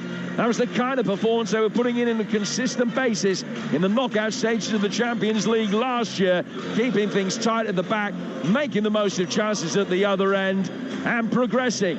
2-0 the lead that they will take to Lille in the 3rd week of March. Yeah, and Jim, by the end, 2-0 was a pretty fair result, although the numbers will say more shots by Lille, but I didn't see really Mendy have a save to make tonight. They wasted some really good positional play, Lille. But Chelsea, 2 great finishes, one from a header by Havertz from a corner, and the second one, Pulisic, when N'Golo Kanté made a great run through. Great little dink by Pulisic and made it 2-0. I think this is way too much for Lille to recover from. Good performance by the end by Chelsea, and Lukaku didn't even get on the pitch, Jim. Well, Lille's much vaunted super striker Jonathan David wasn't really given too many opportunities. This one has gone with the form book. David unable to topple Goliath. Chelsea 2, Lille 0. As Burton Albion take the lead at Sunderland in League One. That match delayed for a long time in the first half because of an illness to somebody in the crowd. But Cameron Borthwick-Jackson, former Man United youngster, has got the goal for Jimmy Floyd Hasselbank's Burton. They lead in the second half at Sunderland in League One, and it's all over in the Championship as well as at the SCL. Ian Abrahams. Reading 2, Birmingham 1. Oh, the governor will be happy.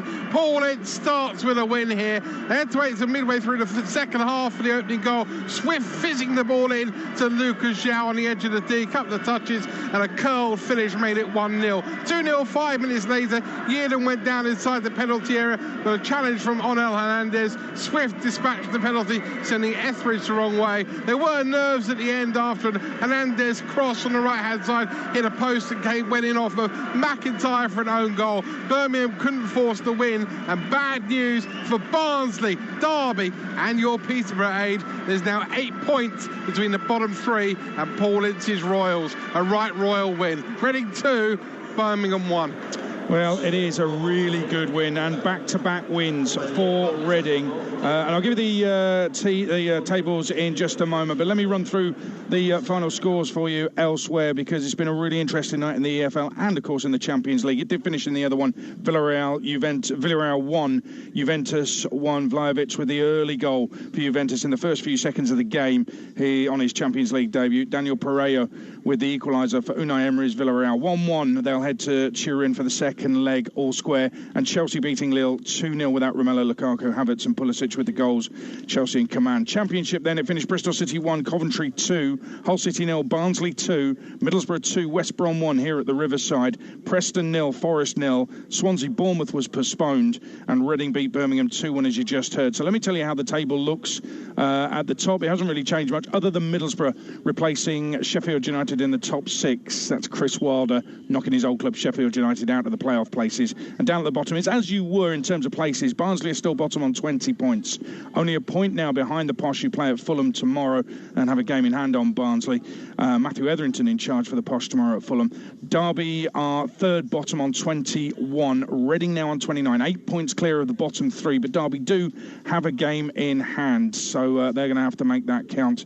In League One, full times, Cambridge 2, Plymouth 0, Charlton 0, MK Dons 2, Crewe 0, Oxford 1, Doncaster 2, Accrington 0, Fleetwood Sheffield Wednesday was postponed, Gillingham 0, Wimbledon 0, Ipswich 0, Cheltenham 0, Rotherham 2, Morecambe 0, the leaders win, Shrewsbury 1, Portsmouth 2, Sunderland a goal down at home to Burton but still playing at the Stadium of Light, Wycombe 1, Wigan 3, Wigan of course stay second and 6 points behind Rotherham, and Bolton 3, Lincoln 1 has just finished. That was an 8 o'clock kick-off, and Bolton have won. League 2, Bradford 1, Harrogate 3, Colchester 1, Hartlepool 2, Orient 0, Bristol Rovers 2, Rochdale 1, Port Vale 1, Scunthorpe 0, Northampton 0, and Swindon 5, Walsall 0. National League, so many draws tonight. There were 4 1-0 draws here. Aldershot 0, Dover 0, Barnet 0, Kings Lynn 0, Wrexham were 2-0 winners at second place, Chesterfield, Dagenham 1, Woking 1, Eastleigh 1, Southend 1, Maidenhead 1, Yeovil 1, Notts County 1, Halifax 1, Solihull Moors 2, Wealdstone 1, Torquay 0, Borehamwood 0,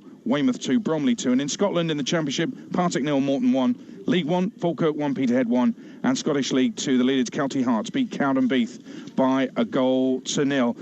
Chelsea, though, 2-0 winners over Lille tonight, and they got the job done in the end.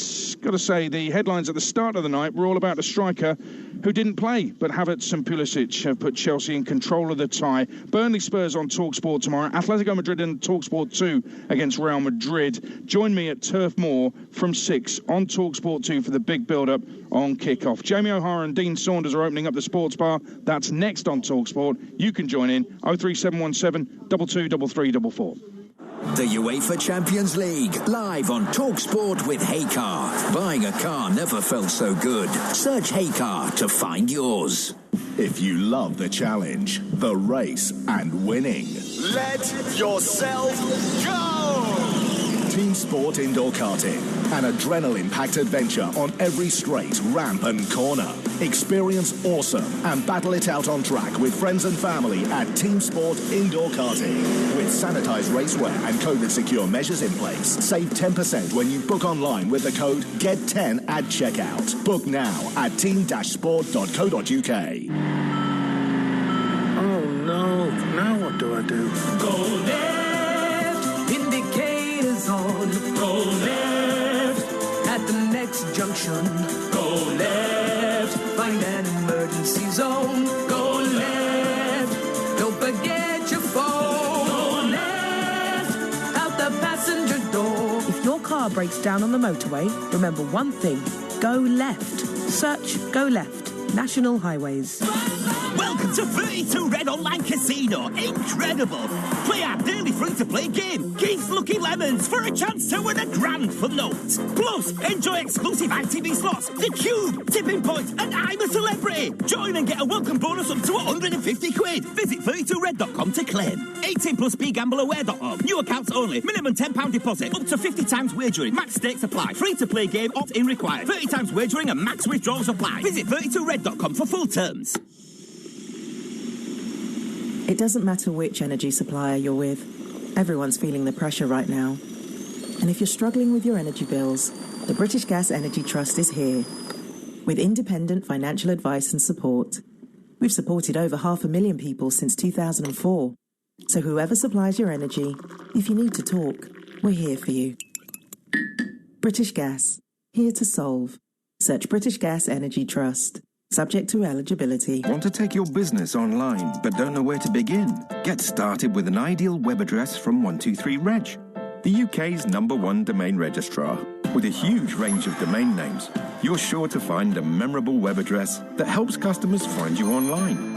123reg, the simple way to succeed online. Start today in our New Year's sale with domains from 79p. #1 based on registered domains. To verify, see 123-reg.co.uk. Price excludes 20% VAT and renews at full price unless cancelled. Car 42 pick up at Grange Road. For the taxi drivers who deliver people home. And the midwives who deliver through the night. To everyone making sure our post is delivered on time, we deliver. McDelivery is open late and here for you. McDelivery at participating restaurants. Delivery fee applies. Announcing over 1,000 nearly new vans at unbeatable prices at Motorpoint. Like just $25,999 for a 70 plate. Under 15,000 miles Ford Transit Custom. You won't find a van like this for less anywhere else. And you can drive away the same day. In store or at motorpoint.co.uk. Game on! While stocks last, finance available. See online for price, promise, terms and conditions. VAT 20%. On digital radio and 1089 and 1053 AM. This is Talk Sport, powered by fans. On DAB digital radio and 1089 and 1053 AM. The Sports Bar on Talk Sport. All right, fans, here we go with the main event of the evening.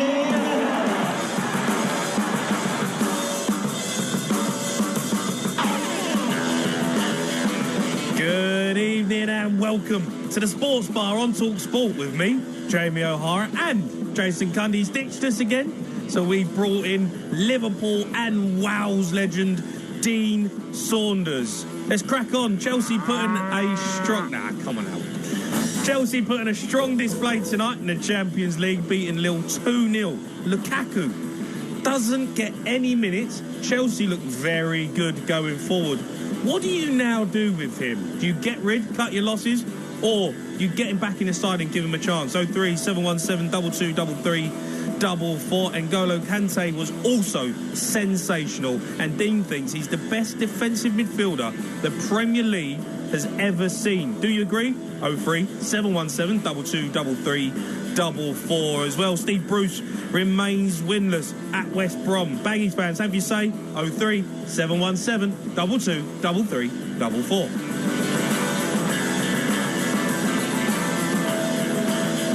Evening, Dino.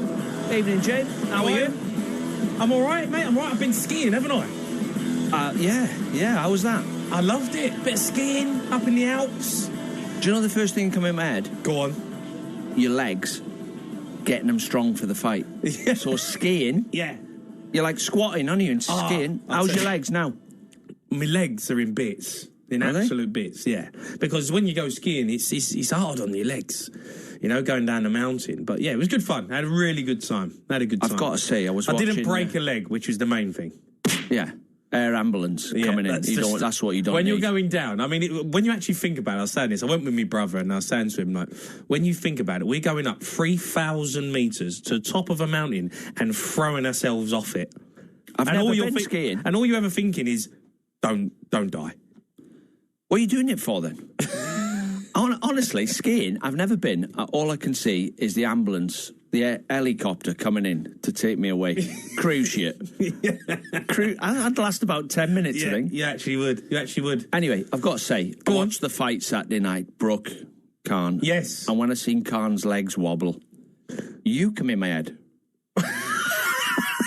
I just thought, well, at least he's skiing and he's strengthening his legs. Yeah, the old jelly legs. Yeah, and the good news is, I've heard you've took a few in sparring. Yeah, I have. And you walked through it.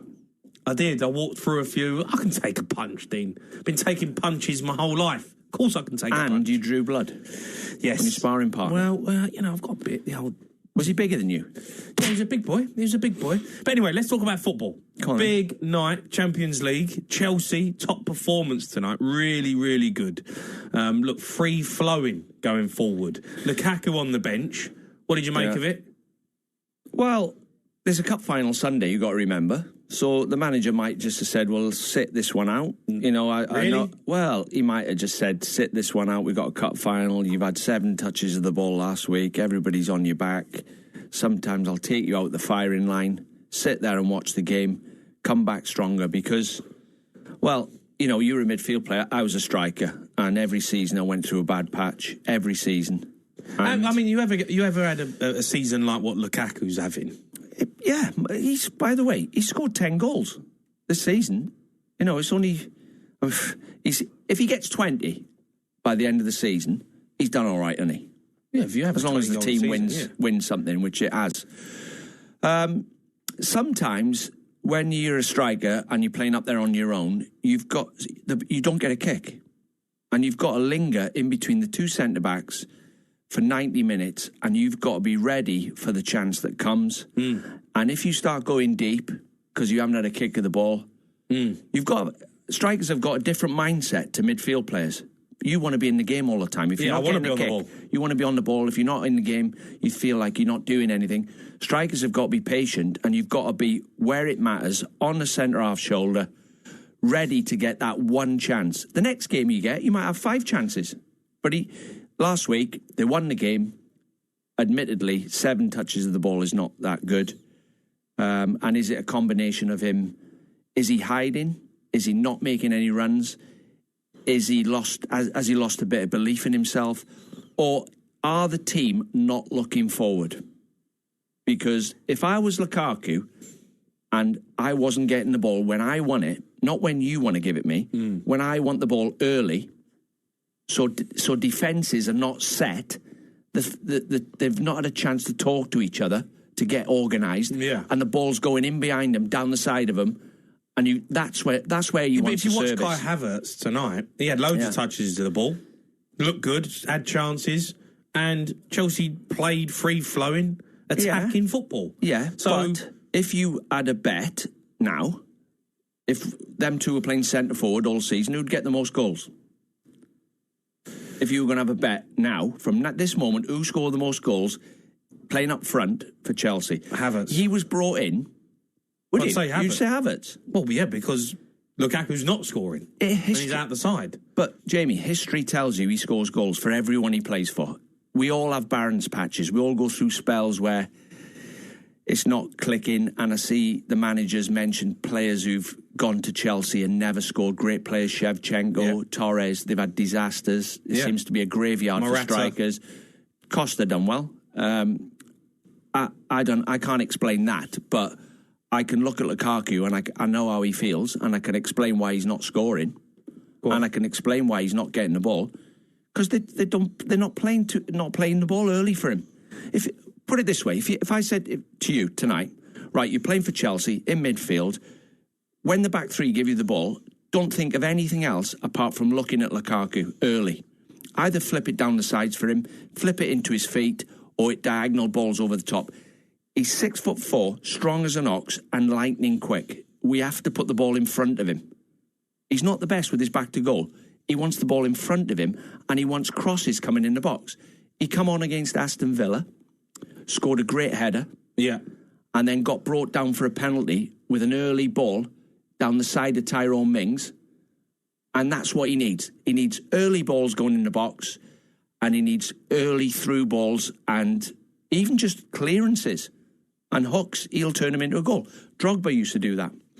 And I just think they're playing sideways football with a striker who they could get more out of. All right, we'll want to hear from you. Let us know. 03717 223344. Let's go to Pat, who's a Chelsea fan. Pat, good evening. Good evening, fellas. Evening. A decent performance tonight, but go on. The performance was okay, but let's be fair. Lukaku. Now, all right, Dean's talking about saving him. He's making more comebacks with us. Declan Rice, Harry Kane, Lukaku go the other way. I can see him going to Spurs. I can see us getting Harry Kane. I can see us getting Declan Rice. Harry Kane will not sign for Chelsea. Well, don't about he won't sign for Chelsea. He won't, Pat. He won't. He won't sign for Chelsea. Listen, he's got another year coming up. He's now getting on. He wants to see medals. He's looking across the road to where we are, and he's seeing plenty of medals. I reckon we're nicking for about 65, 70 million with Lukaku going the other way, and Declan Rice we get for about 60. Because it's not working out with Lukaku. It truly is not working out. So Lukaku's going to Spurs? Sorry? You think Lukaku's going to go to Spurs? Who's Gaffer? No, Lukaku is going to go to... Yeah, Lukaku will go to Spurs to be with his mate, Conte. He'll get the best out of him. Obviously, Turtle's not getting the best out of him. I do agree with you, Jay. I do agree with you that... Who's Turtle? Tuchel? Sorry? Who's Turtle? Tuchel? Turtle or Tuchel, whatever his name is. Tuchel! His name's Thomas Tuchel. Tommy, yeah, I'll call him Tommy. Yeah. All right, Tommy, we go with Tommy. Pat, on Lukaku, right, I think it's a crossroads. You remember Shevchenko played for Chelsea, and everybody would have signed Shevchenko.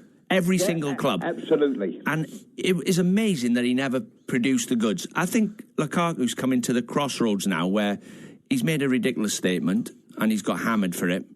He's now getting hammered for not being involved in the game. He's getting hammered for not scoring goals. He either digs in and the manager keeps playing him, or he could end up leaving the club in the summer. I think so, Dean. It's like a lorry driver, Dean. If you turn up and say, I want to drive that Arctic, and all of a sudden you go out the gates, you say to the governor, I can't back that in, and say, get on your bike, where you go, because it's embarrassing. It truly is embarrassing. What's embarrassing? His performances, or... Everything. I know what you said about coming on against Aston Villa. Yes, he did. He changed the game. But since the statement he made, it's been an embarrassment. He truly has. I mean, you said it yourself at the top of the shows. 7 touches. Yeah. 7 touches. Now, I'm going to